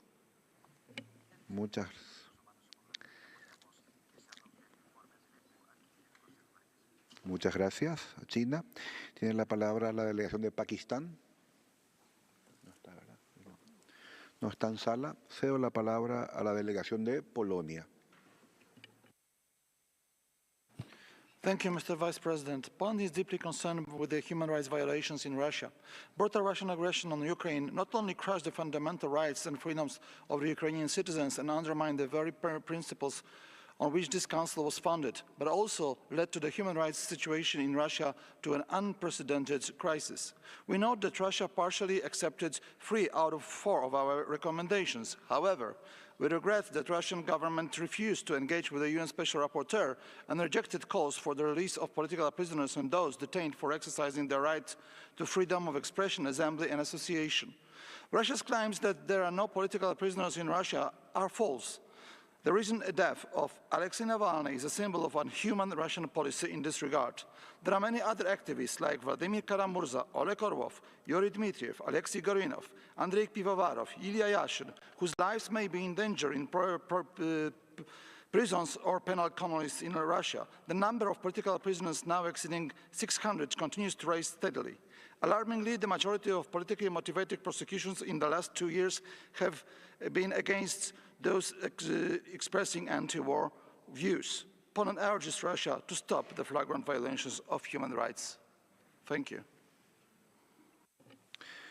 Gracias a la delegación de Polonia. Esta fue la última persona oradora que pudimos acomodar en este segmento. Permítanme recordarles que todas las declaraciones, incluidas las que no pudieron ser realizadas por falta de tiempo, se pueden cargar en línea. Cedo ahora la palabra a las demás partes interesadas para que hagan sus comentarios generales sobre este resultado.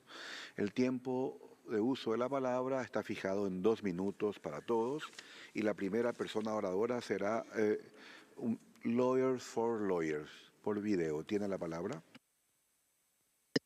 Lawyers for Lawyers, the International Bar Association's Human Rights Institute, the Law Society of England and Wales, Lawyers' Rights Trust Canada continue to be deeply concerned about the deteriorating human rights situation in the Russian Federation.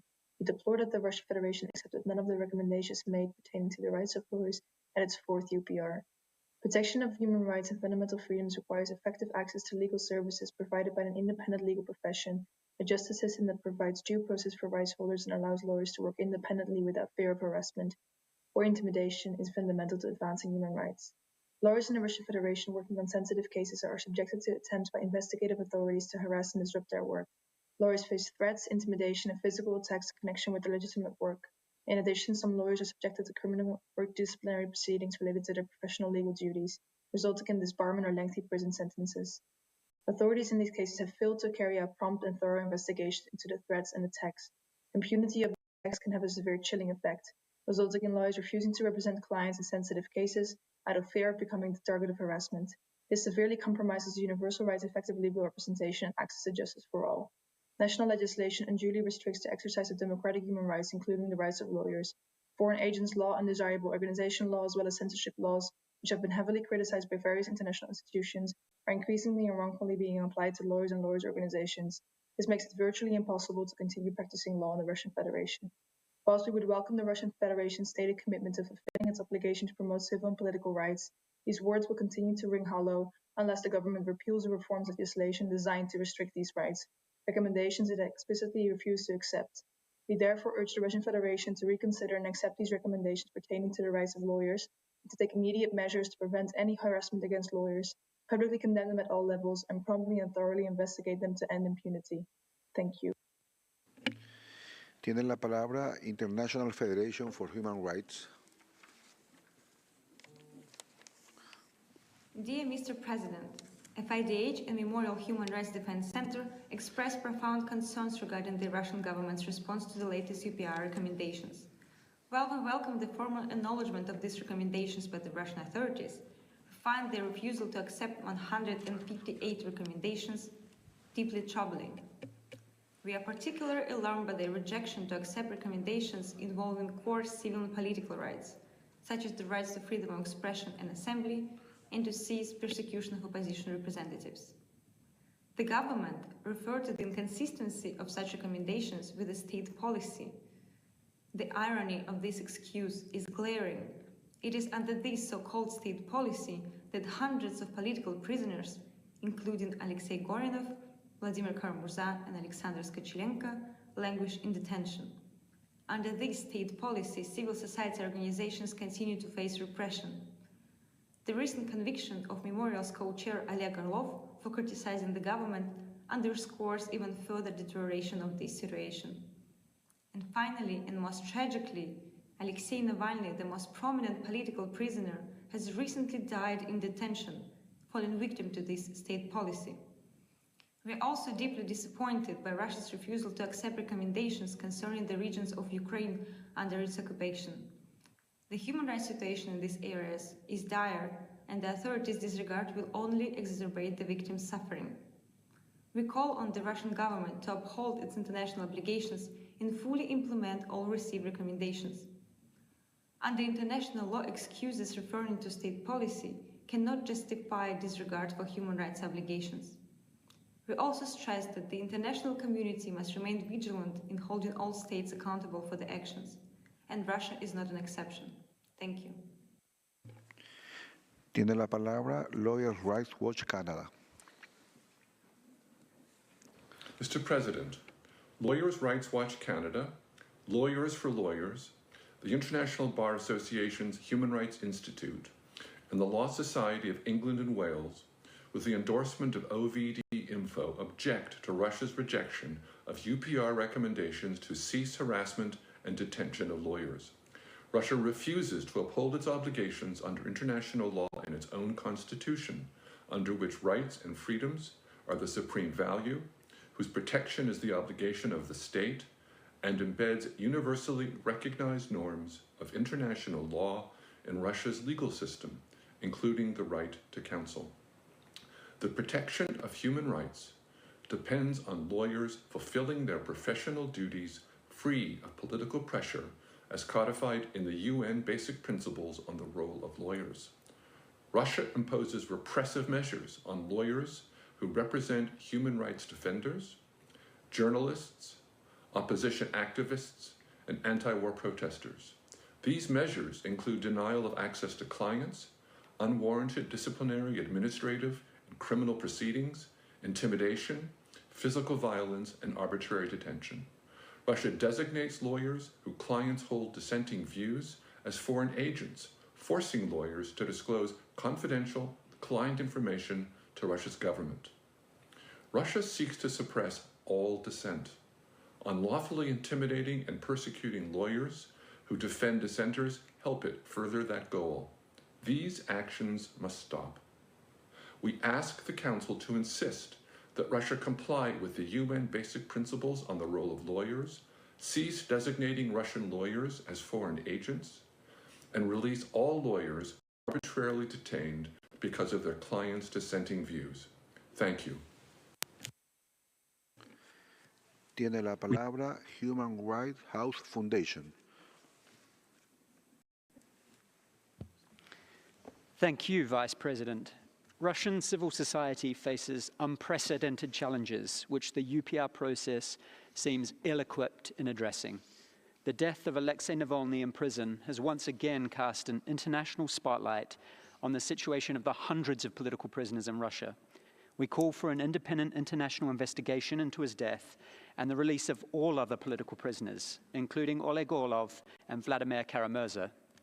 The broad application of laws related to extremism, foreign agents, and undesirable organizations suppress dissenting voices and curtail the activities of all independent media in Russia.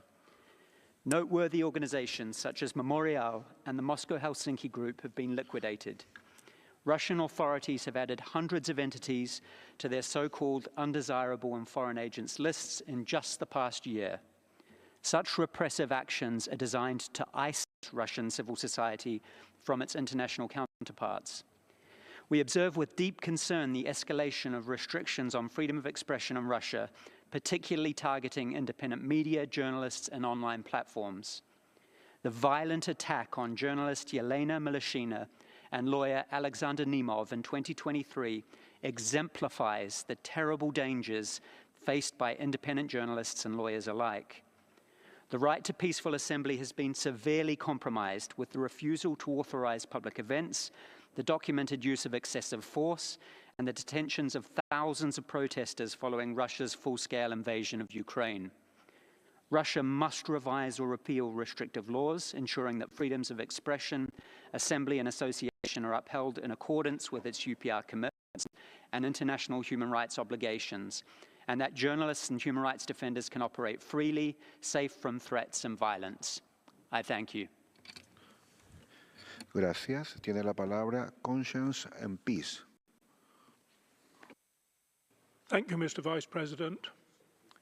The Russian Federation received recommendations from Costa Rica that it respect the right to conscientious objection to military service and establish legal norms to enable alternative civilian service, and from Croatia that it conduct investigations into all allegations of illegal detention of military personnel, including mobilized reservists, for refusing to participate in the hostilities, including for reasons of conscience, and immediately release any such detainees, including conscientious objectors to military service. The first of these recommendations the Russian Federation felt able to support, presumably maintaining that it was already implemented. The second it accepted in part, without specifying which part. Developments on the ground, however, are more disturbing. Among the widespread human rights violations associated with the military mobilization for the illegal invasion of Ukraine was a complete refusal to permit applications to perform civilian alternative service or for release from contract military service on grounds of conscientious objection. A legislative amendment in November 2022 fundamentally undermined the concept of alternative civilian service by permitting reallocation of personnel to unarmed military service. Most recently, in November 2023, applications by 4 Baptist young men in Siberia and the Far East to perform alternative civilian service as conscientious objectors were refused, putting into question even the survival of such recognition of the right as previously existed. Thank you, Mr. Vice President. Muchas gracias. Tiene la palabra Humanist International. We thank the Russian Federation for its presentation. Since the last UPR cycle, Russia has not just shown a lack of progress, but we have seen increasing repression. Russia's unlawful invasion of Ukraine goes hand in hand with its crackdowns at home and the surge in the persecution of those perceived as threats. The rights to free expression, assembly, and association have all been curtailed or denied. Civic space has shrunk such that it is now imperceptible. Journalists, human rights defenders, and those critical of the government have faced imprisonment and crackdowns, labelled as foreign agents or terrorists, but domestic and foreign journalists languish in Russian detention. Against this backdrop, Humanist International would like to highlight recommendations made to release political prisoners, including Alexei Navalny. His untimely death in the Polar Wolf detention center at the charge of the Russian government means that these recommendations can never be realized. In memory of his tireless work for democracy, we call for the release of those detained on political grounds. Political dissent is vital in and of itself, as well as protected in international human rights law, and should be respected by the Russian government. Furthermore, Russia's refusal to accept most of the recommendations of the UPR working group is regrettable, and as the country's leader takes his 5th term, it is clear that accountability mechanisms are of no concern to the state. With that in mind, it is important that the international community continues to call out Russia's heinous actions, both at home and abroad, for without attention, Russian propaganda can spread unchecked. On this note, attempts by Russia to undermine the work of this council should be widely condemned. Disinformation spread by Russia at and about the UN and this council blunts its important work in pursuit and protection of human rights. Individuals and their rights should not be made the pawns of revisionist powers. Thank you. Tiene la palabra United Nations Watch. Mr. Vice President, I'm honored to address the United Nations Human Rights Council on behalf of UN Watch. I'm Advocacy Director at the Free Russia Foundation and the wife of Russian politician Vladimir Kara-Murza, sentenced to 25 years of strict regime for exposing the numerous crimes committed over the years by the Russian government. Section 8.5 of Russia's report to the UPR says that, and I quote, according to Article 2 of the Constitution of the Russian Federation, human beings and their rights and freedoms are the supreme value. And Section B.16 states that, and I quote, the President of the Russian Federation is the guarantor of the Constitution of the Russian Federation and of human and civil rights and freedoms. Meanwhile, by the most conservative estimates, the current number of political prisoners in Russia approaches 700 people. And according to a recent media investigation, there have been more politically motivated trials during Vladimir Putin's fourth presidential term alone than under Soviet leaders Nikita Khrushchev and Leonid Brezhnev combined. We see people being persecuted for laying flowers to slain opposition leaders Boris Nemtsov and Alexei Navalny, and any kind of anti-war speech in the country whose government has for 2 years been carrying on an aggressive war against Ukraine is harshly punished, often with Stalin-era prison terms. 1 week ago, Vladimir Putin became, for the 5th time, President of the Russian Federation following a highly questionable procedure that international observers were banned from monitoring. I have come here to ask the Russian government, how is it exactly that Vladimir Putin guarantees human and civil rights and freedoms? Do legitimate leaders who enjoy the support of the population persecute voters who are questioning their policies? Do legitimate leaders eliminate opposition and give themselves personal exemptions from term limits? As my husband Vladimir Kara-Murza put it, sometimes the most powerful tool of all is simply telling the truth. Vladimir Putin is not a legitimately elected president. He is a dictator and a usurper. It's time the free world finally said so. Thank you. Gracias. Tiene la palabra Amnistía Internacional.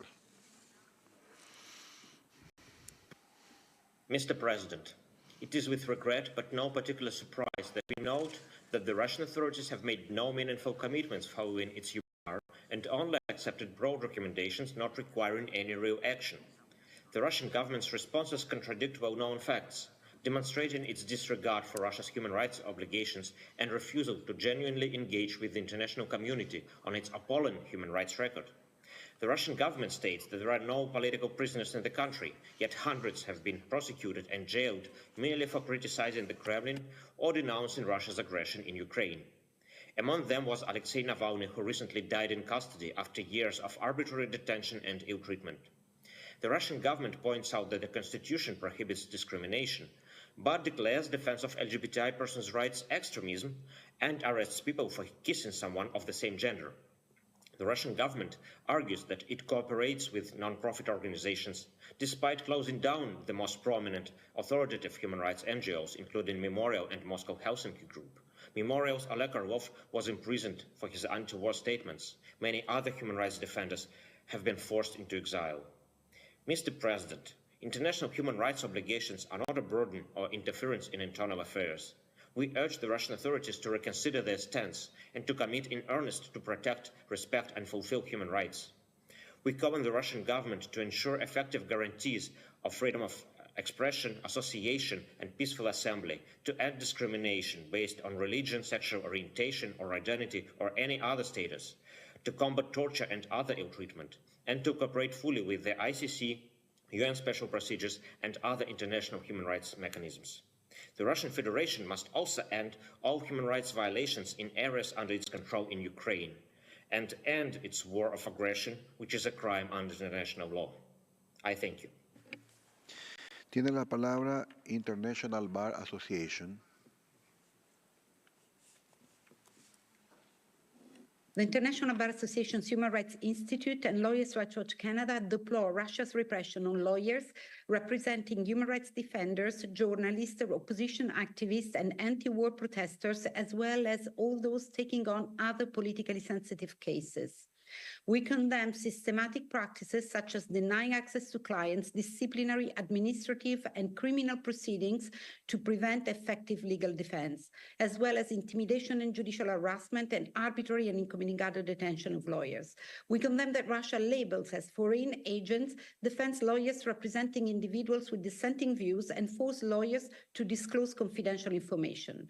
We urge Russian Federation to comply with international human rights law and the UN basic principles on the role of lawyers, cease designating Russian lawyers as well as any other dissenting voice as foreign agents, release unconditionally all those arbitrarily detained for politically motivated grounds, including lawyers, reconsider and accept the recommendations pertaining to the rights of lawyers, immediately halt any form of harassment against lawyers and ensure effective access to justice and independent legal defense. In addition, we urge the Russian Federation to immediately halt forcible transfer and deportation of Ukrainian children and comply with recent CRC's concluding observations, provide information on the number and whereabouts of abducted children to allow their identification and prompt repatriation, as well as ensure that no further child is deprived of Ukrainian nationality and identity. Thank you. Tiene la palabra Association Mahona for Human Rights. Thank you. We thank the working group for its report and for the recommendations that it has brought to the international community's attention. The fact that many of these recommendations are repeated from previous reviews is indicative of their non-implementation. And unfortunately, the issues they highlight have only worsened in recent years, notably since the illegal invasion of Ukraine.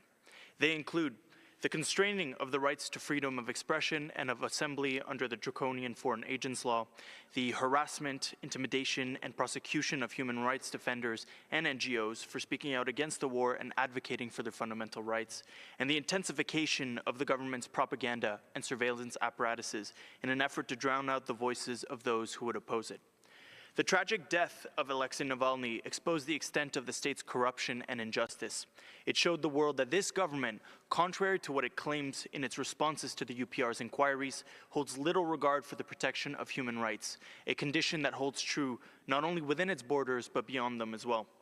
In fact, the domestic political repression it conducts goes hand in hand with its assault on Ukraine. Russia claims to be shutting down neo-Nazis and extremists at home, but its targets have consistently been ordinary civilians and human rights advocates denouncing its policies. The silencing of the country's public sphere is precisely what allows it to propagate its expansionary war, despite widespread discontent over the economic woes it has brought and the large-scale conscription of its youth. If things continue as they have, the space for dissent will only grow narrower, and no opportunity for the Russian people to express their legitimate grievances, and further yet, to mount a credible alternative to this repressive system. It is therefore crucial that the UPR's recommendations be promptly implemented. Thank you. Muchas gracias. Esta fue la última persona oradora de esta lista. Antes de ceder la palabra nuevamente a la Federación de Rusia para sus observaciones finales, deseo señalar que de las 360 recomendaciones recibidas, 167 cuentan con el apoyo de la Federación Rusa y toma nota de 193. Voy a dar la palabra de nuevo a la señora Ekaterina Kudelich para que realice sus observaciones finales. Señora, tiene usted la palabra.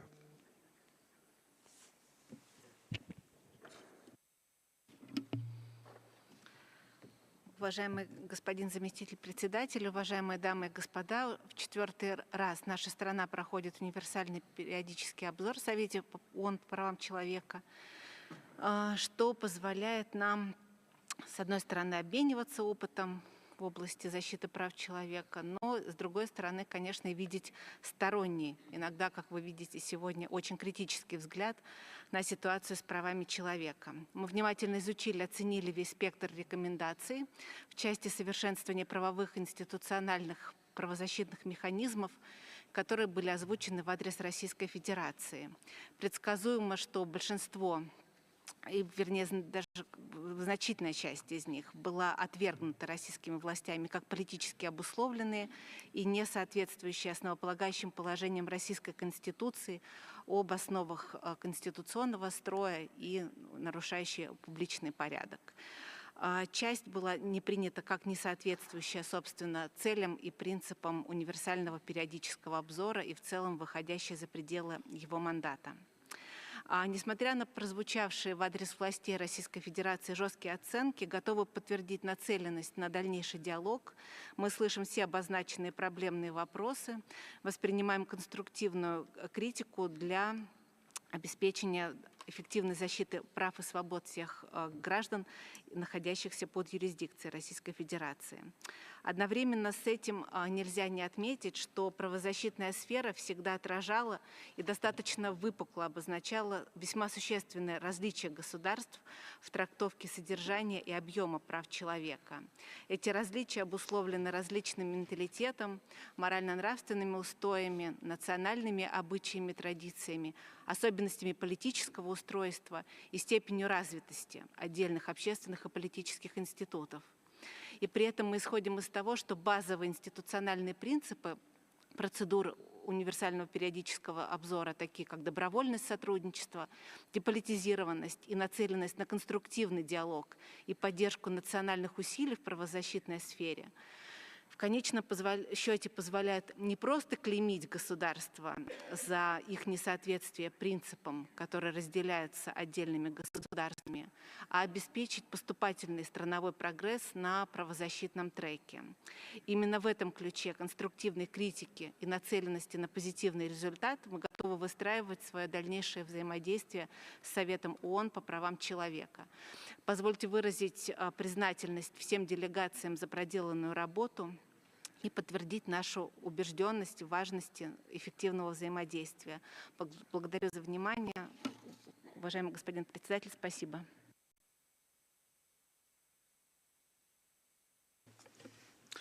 Agradezco a la delegación de Rusia por su presentación y por su participación a lo largo de todo este examen periódico universal. Propongo ahora que el Consejo adopte la decisión sobre el resultado del examen periódico universal de la Federación de Rusia, tal y como aparece en el borrador de documento en la pantalla. No veo ninguna objeción. Se adopta la decisión. Muchas gracias. Haremos ahora una muy breve pausa como para iniciar el examen del resultado de Azerbaiyán.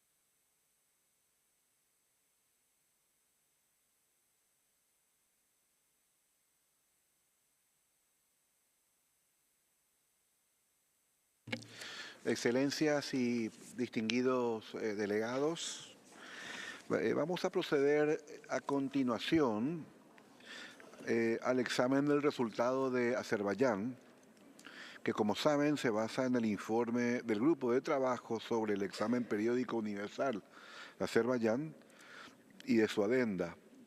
Estos documentos, junto con la información adicional que nos presenta esta tarde la distinguida delegación de Azerbaiyán, constituirán el resultado del examen y el Consejo los adoptará mediante una decisión. Tengo ahora el placer de dar la palabra a Su Excelencia, el señor Galip Israfilov, embajador y representante permanente de la República de Azerbaiyán ante la Oficina de las Naciones Unidas en Ginebra, para que presente al plenario información adicional sobre la revisión. Distinguido embajador, you have the floor. Thank you, Mr. Vice President, distinguished representatives of members and observer states of Human Rights Council. Ladies and gentlemen, I'll read out a shorter version of my statement in the interest of time. The full version of it will be uploaded to Extranet. At the outset, I would like to express our appreciation to the Secretariat and Troika members, Bolivia, Malawi, and Maldives, for their positive and open engagement during the entire UPR process. We also thank those delegations who participated in our UPR in a spirit of constructive and meaningful dialogue. Using this opportunity, I'd like to reiterate once again that Azerbaijan's commitment to the Universal Periodic Review as an important mechanism to examine human rights issues at the national level in UN member states on an equal footing. The UPR process significantly contributes to the improvement of human rights situation in all countries and serves to understanding of positive development and challenges faced by states. Relevant representatives of executive, legislative, and judicial authorities of Azerbaijan, together with the Office of Ombudsman, carefully reviewed and considered all the recommendations. In total, 319 recommendations were addressed to Azerbaijan by 117 countries that participated in the UPR review process. Out of them, 185 recommendations, so majority, enjoyed the support of Azerbaijan, while 88 were noted and 46 were not supported. Decision to accept or take note of the recommendations was made by considering whether the actions and programs in this regard have already been implemented or under implementation, or whether they can be carried out in clear timeframes. We noted the recommendations that we viewed as not relevant to our context or already covered by a sound normative and policy framework in force. Detailed explanation for each of the noted or not supported recommendations are given in the annex to the report. Mr. Vice President, we are here today with a firm belief that this dialogue can provide Azerbaijan with an important instrument to further improve its mechanisms for a better implementation of human rights. Azerbaijan remains committed to engaging with international human rights mechanisms as part of its unwavering support for promotion and protection of human rights. Azerbaijan has already submitted 7 national reports to different UN human rights treaty bodies and 3 UPR midterm reports on a voluntary basis in relation to the recommendations put forward during first, second, and third cycles. Azerbaijan also updated 4 times in 2017, 19, and 21, and recently in October of 2023, the Common Core document initially submitted to United Nations High Commissioner in 2008 in accordance with the compilation of UN guidelines. Azerbaijan recognizes the important role of Human Rights Council Special Procedure mandate holders in promoting human rights through cooperation and dialogue. The government extended a standing invitation to all UN Special Procedure mandate holders in 2013 and hosted 13 mandate holders so far. Just recently, Azerbaijan appeared for the second time before the Committee on the Rights of Persons with Disabilities and we will be appearing before the Committee Against Torture in April. Mr. Vice President, as a multi-ethnic country, Azerbaijan takes pride in its ethnic and religious diversity. All ethnic and religious groups live in Azerbaijan in peace and harmony. In order to preserve religious diversity of the country, the state ensures freedom of thought and expression, freedom of conscience, interreligious dialogue, tolerance, and understanding. In 2021, a law on freedom of religion was amended to prohibit any propaganda or campaigns calling for religious extremism, as well as usage of inter- or interreligious differences for political purposes. Mr. Vice President, after over 3 decades of unlawful military occupation, Azerbaijan finally restored full sovereignty over its internationally recognized territories, and today we are in a position for the first time to declare that the government can guarantee full application of all international human rights treaties in the entirety of its territory. As a country with multi-ethnic society, Azerbaijan on several occasions reaffirmed its determination to guarantee to ethnic Armenian residents of Karabakh region all rights and freedoms in line with its constitution and relevant international human rights mechanism. After the end of war, Azerbaijan launched the Peace Initiative and began actively promoting idea of normalization of relations between Azerbaijan and Armenia and the peace process.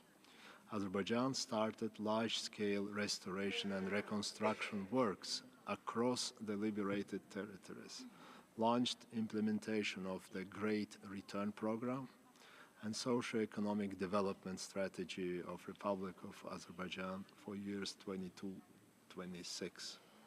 Azerbaijan has taken specific actions to protect cultural rights and heritage on a non-discriminatory basis, both during and after the Second Karabakh War.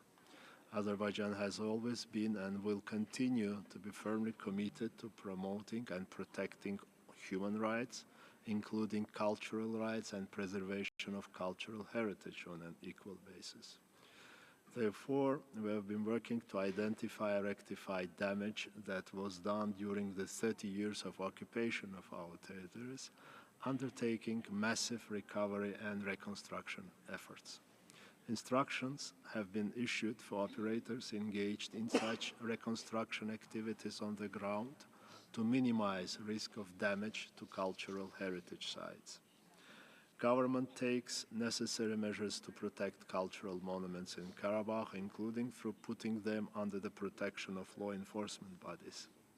This fact has also been observed by the UN missions visited the area after the counter-terrorist measures. Demining, as well as clearing of liberated territories from unexploded military ammunition and installations, remain the main challenge affecting the above-mentioned targets and priorities. Hundreds of civilians, including women and children, have become the victims of the indiscriminate mining activity. It is not only preventing the return of IDPs to their homes, but also hinders the construction, rehabilitation, and socio-economic reintegration of these areas. Government of Azerbaijan announced humanitarian demining as a national SDG and actively advocates adoption of demining as a new 18th global SDG, as well as stand ready to take bold actions to advance global humanitarian demining. The issue of missing person is one of the most important humanitarian and human rights problems facing my country. During the First Karabakh War, about 4,000 Azerbaijanis have been missing since the beginning of the 1990s. There are irrefutable evidences that 872 of the total number of missing persons were taken as prisoners of war and remained in the previously occupied territories. After the liberation of territories, 10 mass graves were discovered as a result of excavation. Following the urgent measures taken 25 persons previously considered as missing were identified. Heavy mine contamination of the formerly occupied territories is a serious obstacle to finding burial sites and mass graves in these territories. Mr. Vice President, Azerbaijan believes in the human rights mechanisms and their positive impact on society, as well as contribution to regional and global peace and stability. This type of dialogue should always be conducted in an objective and non-political manner, just as human rights are universal and indivisible. Azerbaijan remains committed to further progress in fulfillment of its international obligations and achieving the highest standards in the area of human rights. We remain devoted to UPR process and cooperation with the Human Rights Council. I thank you. Muchas gracias, embajador, por su presentación. Voy a dar ahora la palabra a los Estados miembros, así como a los Estados observadores, para que hagan comentarios sobre el resultado de esta revisión. El tiempo de uso de la palabra, como ustedes saben, desde 1 minuto con 30 segundos para cada Estado. La primera delegación oradora es la de Arabia Saudí, quien tiene la palabra en este momento. شكرا السيد نائب الرئيس. نود بدءا أن نرحب برئيس وفد أذربيجان والوفد المرافق له، ونشيد بتعاونهم البناء والإيجابي مع آلية الاستعراض الدوري الشامل في دورته 44. السيد نائب الرئيس، لقد اطلع وفد بلادي على مخرجات الاستعراض الدوري الشامل لأذربيجان الشقيقة، ويثمن سعيها لتعزيز وحماية حقوق الإنسان، ويشكر وفد أذربيجان على تفاعلهم الإيجابي مع توصيات المملكة العربية السعودية، ونتمنى لهم كل التوفيق في تنفيذ التوصيات المقبولة، ونوصي المجلس الموقر باعتماد التقرير. وفي الختام نتمنى لأذربيجان الشقيقة مزيدا من التقدم والازدهار والنماء. شكرا السيد نائب الرئيس.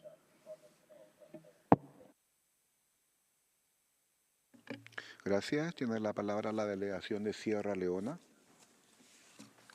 Thank you, Mr. Vice President. Sierra Leone extends a warm welcome to the distinguished delegation of Azerbaijan and thanks it for the continued cooperation and constructive engagement demonstrated through the Universal Periodic Review process.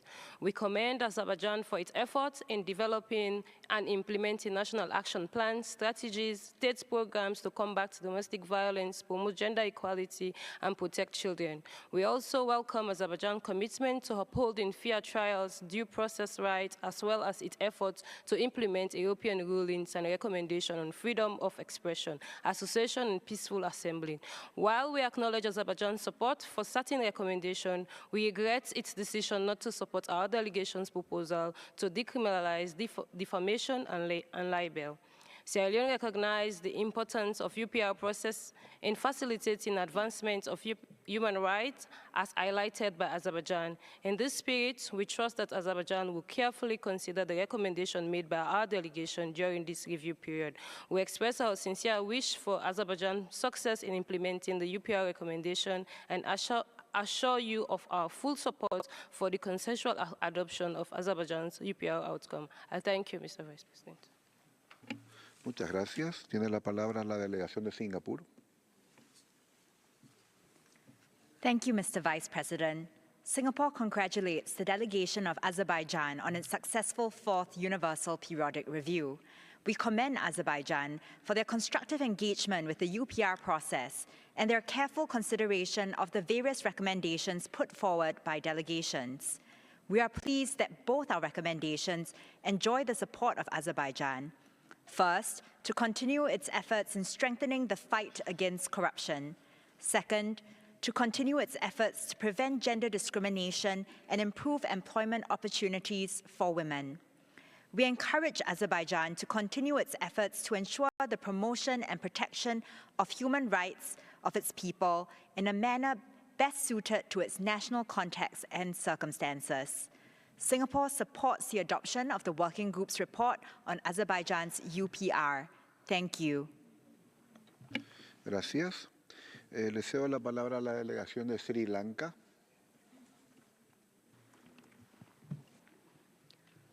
Thank you, Mr. Vice President. Sri Lanka commends the constructive engagement of the government of Azerbaijan and appreciates Azerbaijan's acceptance of 3 out of 4 recommendations made by Sri Lanka. We commend the priority given by Azerbaijan to adopt new laws on general education, the media, the rights of persons with disabilities, as well as the realization of national action plans, strategies, and state programs in the areas of combating corruption and financing of terrorism. Sri Lanka recommends the adoption of the 4th UPR report of Azerbaijan and wishes the government of Azerbaijan success in its implementation. I thank you. Gracias. Le cedo la palabra a la delegación de Tayikistán. Thank you, Mr. President. We welcome the ongoing efforts of Republic of Azerbaijan, which reflects its commitment to cooperate and its continuous progress in the field of human rights. In this context, we commend the adoption of national action plans and state programs aimed at implementing international standards for human rights and freedoms. We recognize the positive developments in labor legislation as well as the high quality of the healthcare system that provides universal coverage and free assistance and significant improvements in human rights education at all levels. In conclusion, Tajikistan supports the adoption of the report and extend its best wishes to the government of Azerbaijan in their future endeavors to promote and protect human rights across all levels. Thank you. Muchas gracias. Le cedo la palabra a la delegación de Túnez. شكرا السيد نائب الرئيس. نرحب بوفد أذربيجان الموقر ونشكره على تقديم تقريره، ونعرب عن ارتياحنا لقبوله أغلب التوصيات المقدمة له، ونثمن بالخصوص قبوله لكافة توصيات الوفد التونسي المتعلقة بمواصلة جهود تعزيز المساواة بين الجنسين وتمكين المرأة والنهوض بقطاع التعليم وتحسين الخدمات التعليمية ومكافحة الاتجار بالبشر. ونجدد التنويه بانضمام حكومة أذربيجان إلى عدد من النصوص الدولية والإقليمية الهامة خلال الفترة المنقضية، واتخاذها لعديد الإجراءات الرامية إلى تعزيز الإطار المعياري والمؤسسي لمنظومة حقوق الإنسان ومزيد الارتقاء بها. وفي الختام نتمنى لوفد أذربيجان كل التوفيق في تنفيذ التوصيات المقبولة، ونوصي المجلس الموقر باعتماد التقرير. شكرا السيد نائب الرئيس. Muchas gracias. Cedo la palabra a la delegación de Turquía. Thank you, Mr. Vice President. We welcome the distinguished delegation of Azerbaijan. We appreciate the dedication of Azerbaijan to continuous dialogue and cooperation with the UN human rights mechanisms and its commitment to UPR, as well as advancing human rights. We commend Azerbaijan for accepting the majority of the recommendations which were made during the 44th session of the UPR Working Group in November. We reiterate our appreciation for the measures taken by Azerbaijan for further strengthening social and economic rights, fight against human trafficking, discrimination and domestic violence, freedom of expression and association. We also commend the successful implementation of state program aimed at providing sustainable resettlement of people in the liberated territories and reintegrating these territories to the country's economy. We welcome the large-scale restoration and reconstruction works in its liberated territories and appreciate its efforts to create necessary conditions for safe and dignified return of former IDPs to their native lands. Turkey wishes Azerbaijan every success in the implementation of accepted recommendations. In conclusion, we hope that the Council will adopt the UPR outcome report of Azerbaijan by consensus. I thank you. Gracias. Le cedo la palabra al Fondo de Población de las Naciones Unidas por video. UNFPA commends the government of Azerbaijan's initiatives to address inequalities faced by women and girls and ensure protection and promotion of women's human rights as per the UPR obligations. Azerbaijan has the legal instruments for promoting gender equality and women's empowerment and addressing GBV. UNFPA will continue its strong collaboration with the government of Azerbaijan to strengthen coordination of national mechanisms to enact existing legal frameworks and foster accountability, advocate for strengthened national policy framework and changing stereotypes to address domestic violence, enhance national institutional capacities for case management of GBV, contribute to improved referral mechanisms and quality, confidential, accessible services for women and girls in rural and urban areas. UNFPA will support securing data and evidence on violence against women through the National Household Survey on GBV and devise gender transformative strategies for addressing the skewed sex ratio at birth. UNFPA will continue advocating for adoption of the draft law on protection of reproductive health and family planning, as well as the national strategy on sexual reproductive health. UNFPA will advocate for the ratification of the Istanbul Convention. UNFPA remains committed to continue its strong partnership with the government of Azerbaijan in all areas related to the ICPD Program of Action. Tiene la palabra la delegación de Tanzania. Thank you, Mr. Vice President. The United Republic of Tanzania welcomes the delegation of Azerbaijan and thank the delegation for the comprehensive update of its review. We commend the progress achieved so far. We have taken note of the accepted recommendations that include one made by the United Republic of Tanzania. We commend Azerbaijan for cooperation with the human rights mechanism, including the working group of the Universal Periodic Review. Mr. Vice President, the United Republic of Tanzania wishes the delegation of Azerbaijan success in implementing the accepted recommendation. I thank you. Gracias. Tiene la palabra Uzbekistán. No se encuentra en sala. Deseo la palabra a la República Bolivariana de Venezuela. Gracias, vicepresidente. Saludamos a la distinguida delegación de Azerbaiyán y agradecemos su presentación. Su gobierno ha brindado una abierta cooperación con el mecanismo del EPU y ha presentado todos sus informes ante los órganos de tratados de derechos humanos e incluso se adhirió a nuevos instrumentos internacionales en la materia. Son notables los esfuerzos del país para mejorar la accesibilidad y la calidad de los servicios médicos prestados a la población, incluyendo la renovación de centros médicos en todo Azerbaiyán. Además, ha avanzado en los proyectos y programas para la atención de los derechos del niño y de las personas con discapacidad. Le alentamos nuevamente a seguir avanzando en la lucha contra la desigualdad entre hombres y mujeres, con la inclusión de la perspectiva de género en todas las esferas de la vida social. Por las razones expuestas, recomendamos la adopción de su informe. Muchas gracias. Cedo la palabra a la delegación de Vietnam.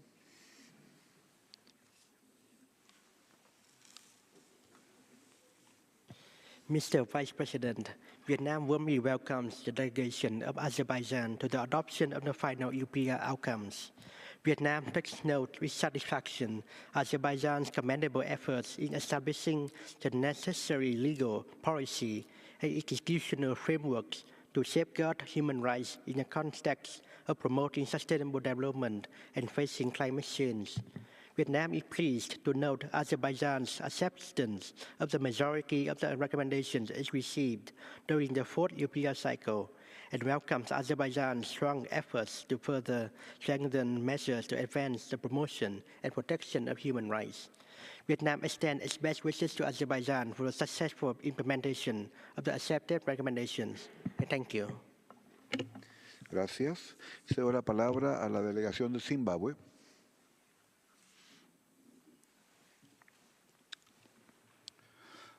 Mr. Vice President, Zimbabwe congratulates the delegation of Azerbaijan on the conclusion of their UPR process and commends them for their active engagement.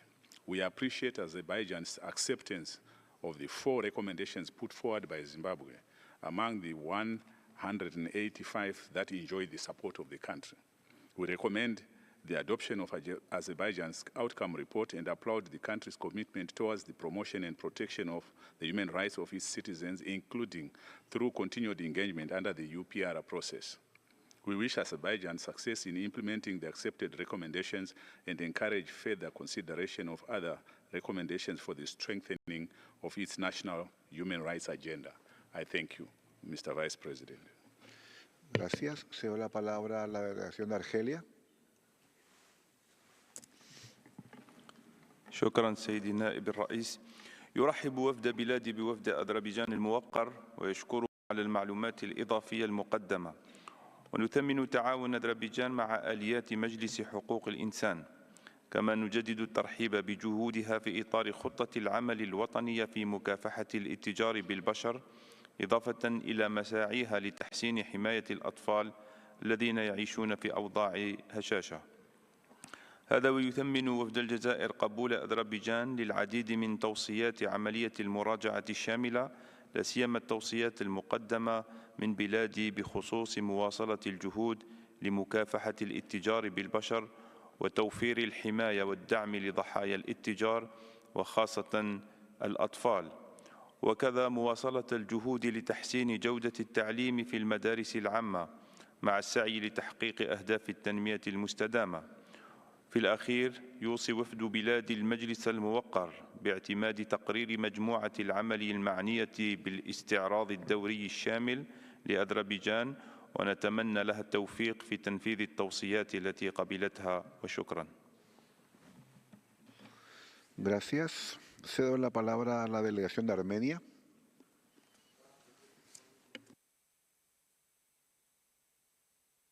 Thank you, Mr. Vice President. On various international platforms, Azerbaijan has been continuously claiming that it is ready to ensure the rights of the people of Nagorno-Karabakh.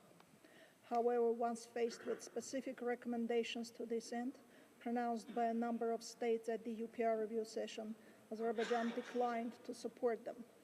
Overall, Azerbaijan rejected more than 40% of 319 recommendations. This does not come as a surprise when it comes to a state that, according to credible reports, practices extrajudicial killings, torture and cruel, inhumane or degrading treatment, harsh, life-threatening prison conditions, arbitrary detention, politically motivated reprisals, has pervasive problems with the independence of the judiciary, makes restrictions on freedom of expression, including violence against journalists, and has a de facto ban on the rights of peaceful assembly and association, maintains restrictions on freedom of movement. There is also present a systemic government corruption, lack of accountability for gender-based violence, gross violations of the minority rights. The list goes on and on. Freedom House ranks Azerbaijan at the very bottom of its list. We urge this Council to keep the situation with human rights in Azerbaijan in the focus of its attention. Thank you. Muchas gracias. Esta fue la última persona oradora de la lista que hemos podido acomodar. Permítanme recordar una vez más que todas las declaraciones, incluidas aquellas que no pudieron ser realizadas por falta de tiempo, pueden o deben cargarse en línea. Voy a ceder ahora la palabra a las partes interesadas para que hagan sus comentarios generales sobre el resultado de este examen. Saben que el tiempo es de 2 minutos para todos. La primera persona oradora será Action Canada for Population. Adelante, por favor. Thank you, President. Action Canada makes a statement on behalf of Centre Women and Modern World and the Sexual Rights Initiative. We welcome the recommendations made to Azerbaijan on addressing patriarchal norms and gender stereotypes in their various manifestations, including through gender-based violence, economic exclusion of women, and the persistence of son preference. We welcome Azerbaijan's acceptance of recommendations calling on it to implement a robust national strategy for gender equality, to eradicate these norms, attitudes, and stereotypes, and to undertake systematic efforts to transform the same, and to develop and operationalize a robust system to monitor its efforts. However, we regret that Azerbaijan noted all the recommendations pertaining to signing and ratification of the Istanbul Convention. Violence against women is widespread in Azerbaijan, and domestic violence is normalized as violence against women is framed as, quote, a family matter. Current legislation is flawed, with the Law on the Prevention of Domestic Violence 2010 lacking a legal definition of domestic violence and mandating mandatory reconciliation and mediation procedures in cases of domestic violence under Article 7, Paragraph 4 to, quote, assist in the normalization of relations between parties and the resumption of family affairs, end quote. This leads to impunity for perpetrators. We regret that Azerbaijan noted the recommendation calling for the repeal of this article. Further, there are insufficient support services for survivors, and there continue to be barriers to access to justice.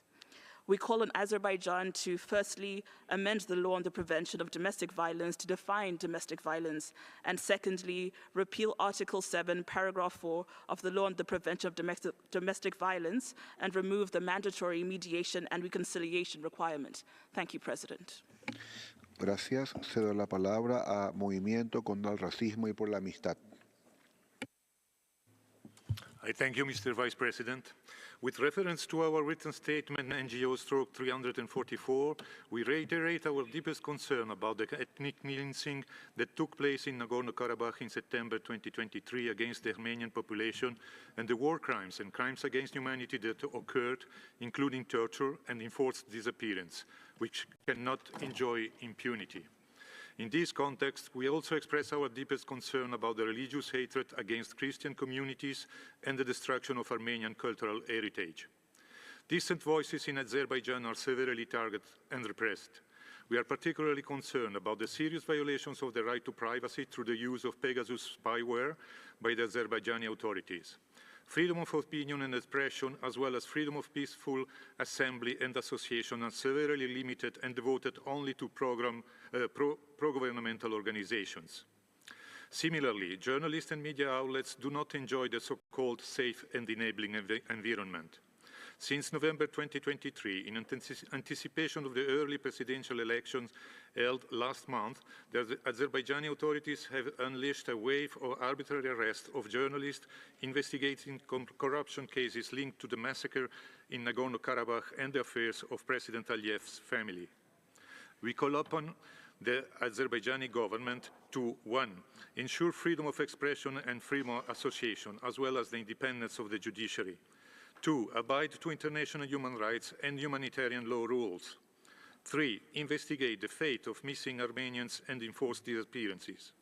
And 4th, guarantee a full amnesty for all Nagorno-Karabakh Armenians, including their representatives, and guarantee the right of voluntary and sustainable return of the Armenians to their homes in Nagorno-Karabakh. I thank you for your attention. Gracias. Cedo la palabra a Lawyers for Lawyers. Although Lawyers for Lawyers welcomes the decision of Azerbaijan to accept recommendation on the training and qualification of lawyers made in its 4th UPR, we continue to be alarmed at the human rights situation in Azerbaijan and regret that Azerbaijan refrained from accepting any recommendations pertaining to the rights of lawyers.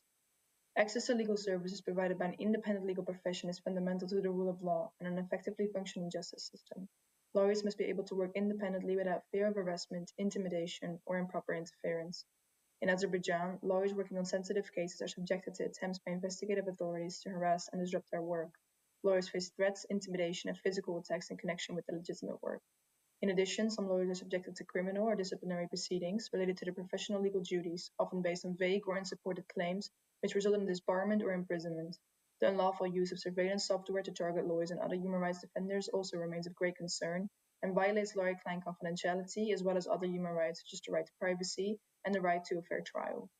We are further concerned about persistent reports that the Azerbaijan Bar Association does not operate as an independent self-governing institution and actually plays a role in undermining the work of lawyers defending human rights. Constituent bodies of the Bar Association are under direct influence of the executive branch and appear to have insufficient leeway to carry out their functions in an independent manner. We call on Azerbaijan to support, instead of only note, the recommendation on the need for effective, prompt, and independent investigations in all cases of harassment and violence against lawyers to hold perpetrators to account, and the need to bring the Lawyers' Code of Conduct in line with international human rights law. And we urge Azerbaijan to reconsider and accept all other recommendations pertaining to the rights of lawyers. Thank you. Cedo la palabra a Christian Solidarity.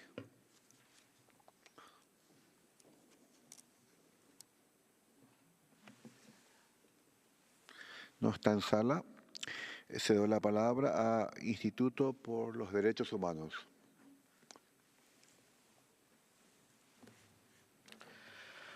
Thank you, Mr. President. Following the outcomes of Azerbaijan's UPR, we find particularly significant to outline continuous reluctance of the governments to address the pressing issues of an over-restrictive environment in which media and NGOs operated, reflected in numerous recommendations of the member states. Unfortunately, Azerbaijan didn't support the recommendations of refraining from detention of journalists, civil society actors, and human rights defenders. Neither Azerbaijan found it important to reverse excessive media law on 2022. The actions further highlight Azerbaijan's disregard for its international obligations and undermine international cooperation in promoting fundamental human rights and freedoms. Apart from conducting an extensive suppression campaign within the country, Azerbaijani government representatives started to openly threaten those who work from abroad.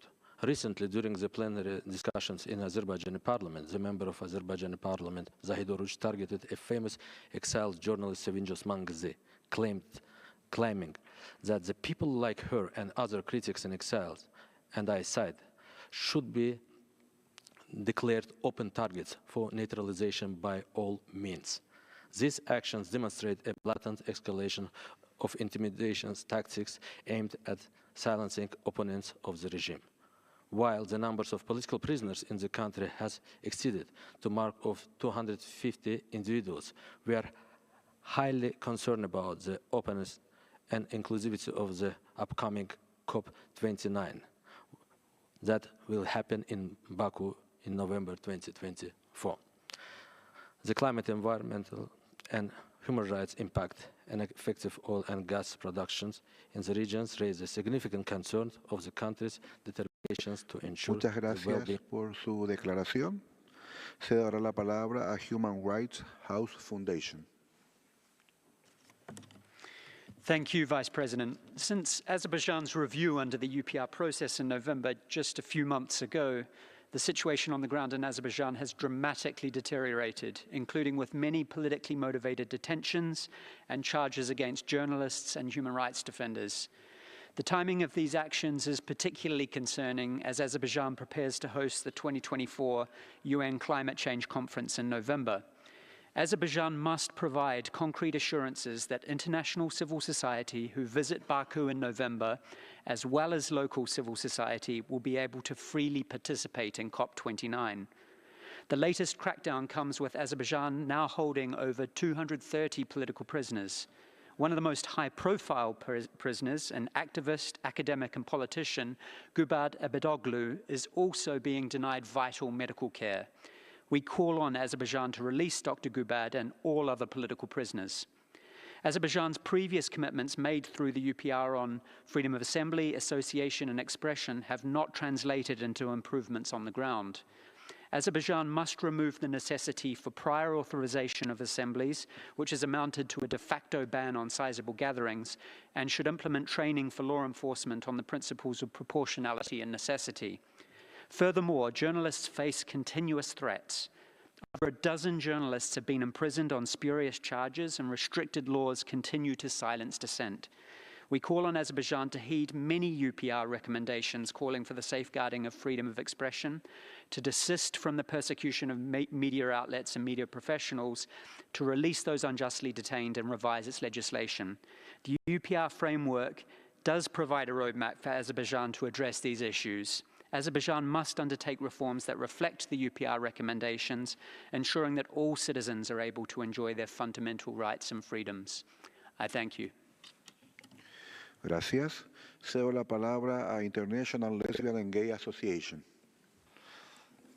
Mr. President, Vice President, this statement is made in collaboration with NEFAS LGBT Azerbaijan Alliance. Having this opportunity, I extend our gratitude to all parties involved in the UPR process for recognizing and addressing the human rights situation of LGBTI+ citizens in Azerbaijan.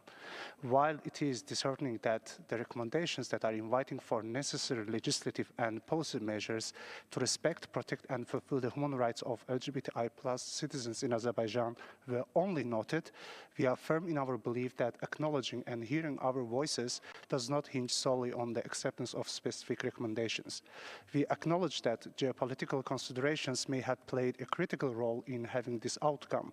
Nonetheless, we remain steadfast in our conviction that societies founded on principles of equality, justice, and human dignity are best equipped to navigate challenges evolving in our region.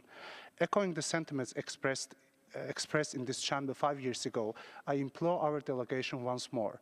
We stand ready and are willing to engage in constructive collaboration with the relevant state institutions and agencies in the implementation of all recommendations put forth, particularly those concerning reforms in the criminal justice system to effectively respond to hate speech and hate crimes based on sexual orientation and gender identity, and combating discrimination in healthcare, education, and in labor market, as these issues are of paramount concern for LGBTI+ citizens in Azerbaijan.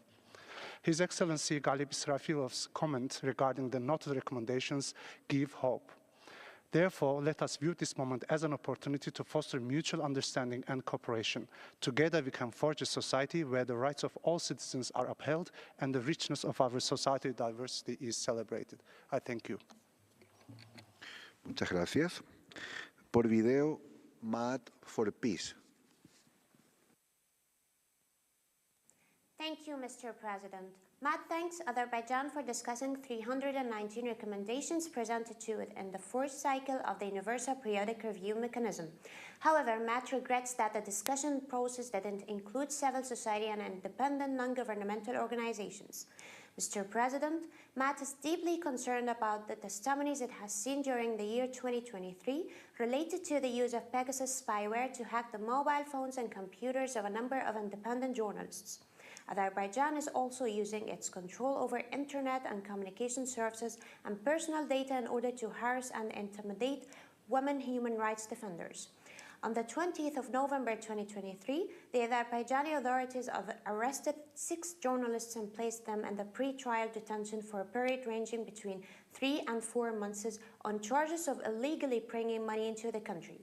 These restrictions were reflected in the country's ranking in the International Press Freedom Index, where it ranked 151 out of 180 countries are evaluated by the index. Mr. President, Matt hopes that the Azerbaijan will use the recommendations accepted in the first cycle of the review mechanism to improve the situation of human rights in general, civil and political rights in particular. Matt also calls for the necessity of releasing all journalists detained for their independent opinions in Azerbaijan. Thank you. Gracias. Tiene la palabra Conscience and Peace. Thank you, Mr. Vice President. Azerbaijan somehow escaped any recommendations on the subject of conscientious objection to military service in the recent round of the UPR, despite being one of the small number of states in which conscientious objectors have recently been imprisoned simply because there is no legal provision. In the most recent case, Jehovah's Witness Seymour Mamedov was convicted in September 22 for refusing compulsory military service on grounds of conscience and was sentenced to 9 months imprisonment, later commuted after he had served almost 12 weeks to a year's suspended sentence.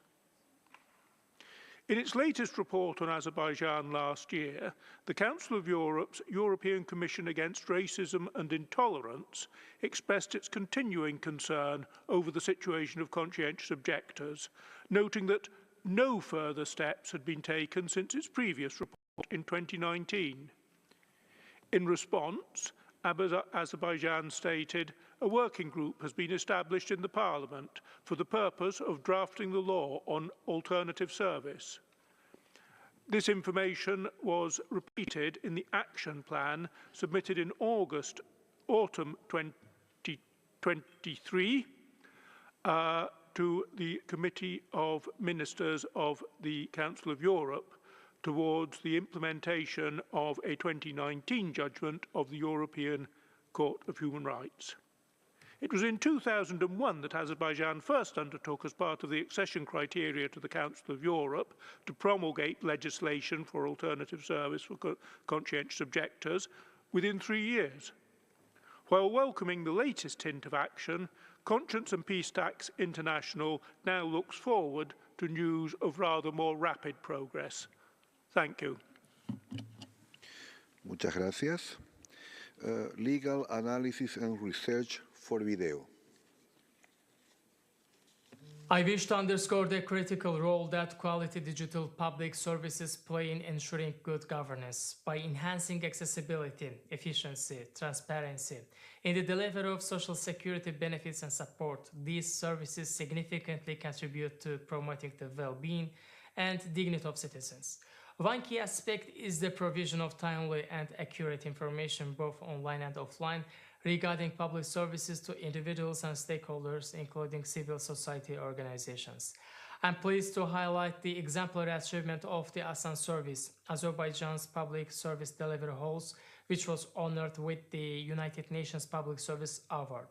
The ASAN service, through its online and offline platforms, has successfully extended its reach to a broader population, including those residing in remote areas, thereby enhancing inclusivity and accessibility. For citizens, digital services facilitate active participation in public administration and greatly simplify communication with public authorities, fostering greater engagement and transparency in governance.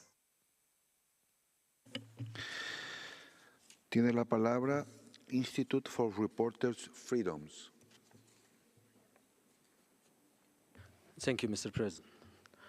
Having examined Azerbaijan's national report, the compilations of information by the UN High Commissioners for Human Rights, stakeholder submissions, and the UPR Working Group report, we underscore a consistent violations of Azerbaijan international commitments concerning freedom of expression.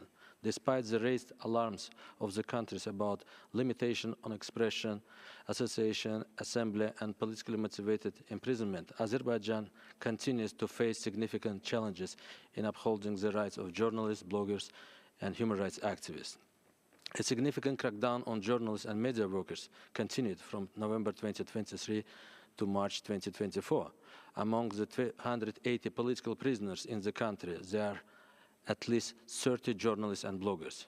It should be noted that while the foreign funding is prohibited in the country, the main matters of the arrest lies in the implementing foreign grants program on protection of the human rights.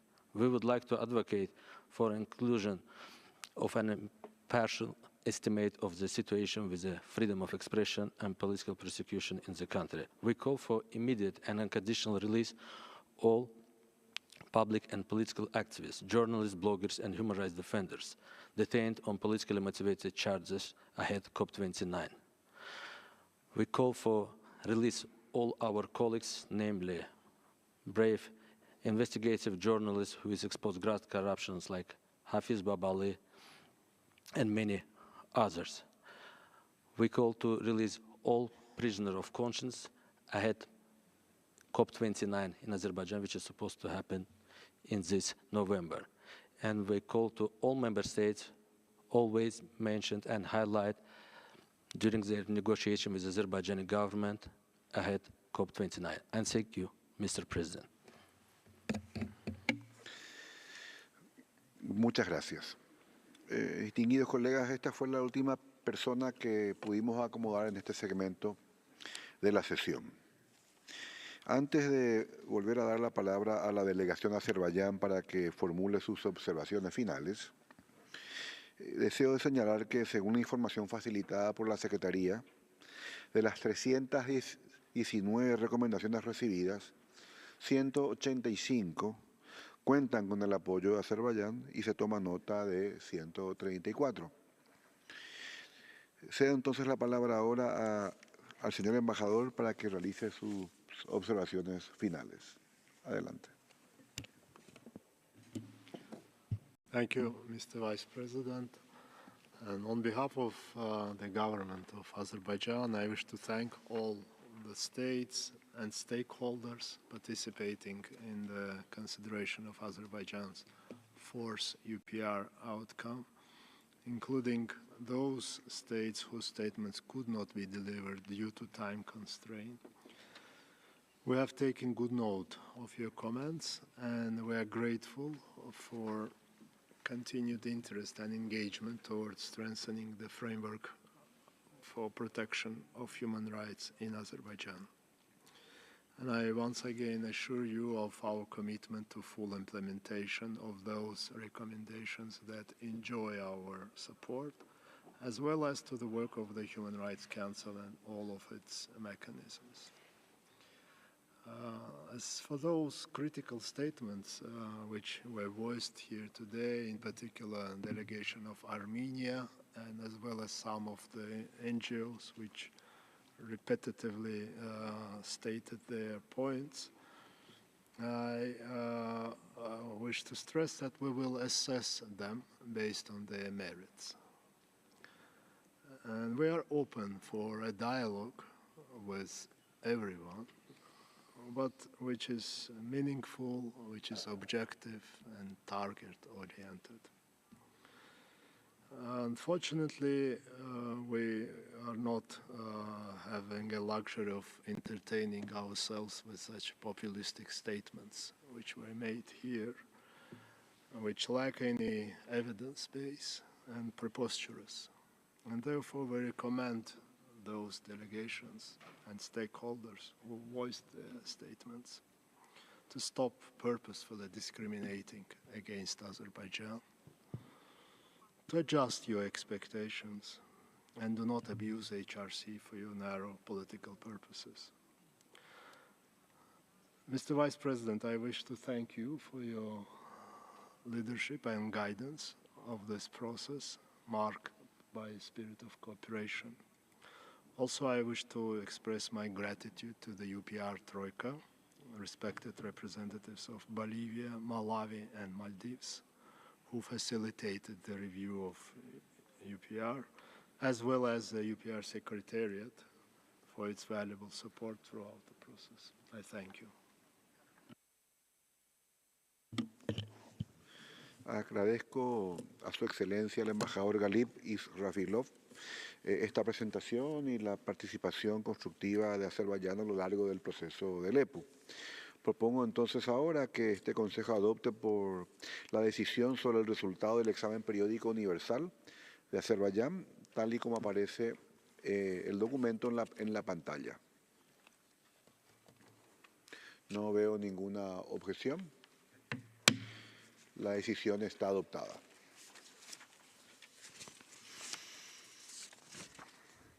Excelencias y distinguidos delegados, esto nos lleva al final de la reunión. Nos volveremos a reunir mañana a las 9:30 horas para continuar con el examen y la aprobación de los documentos finales de los demás estados examinados durante la 44ª sesión del Grupo de Trabajo del EPU, en el orden en que está indicado en el programa de trabajo de la sesión. Entonces, declaro clausurada la 43ª reunión de la 55ª sesión del Consejo de Derechos Humanos. Muchas gracias y buenas noches.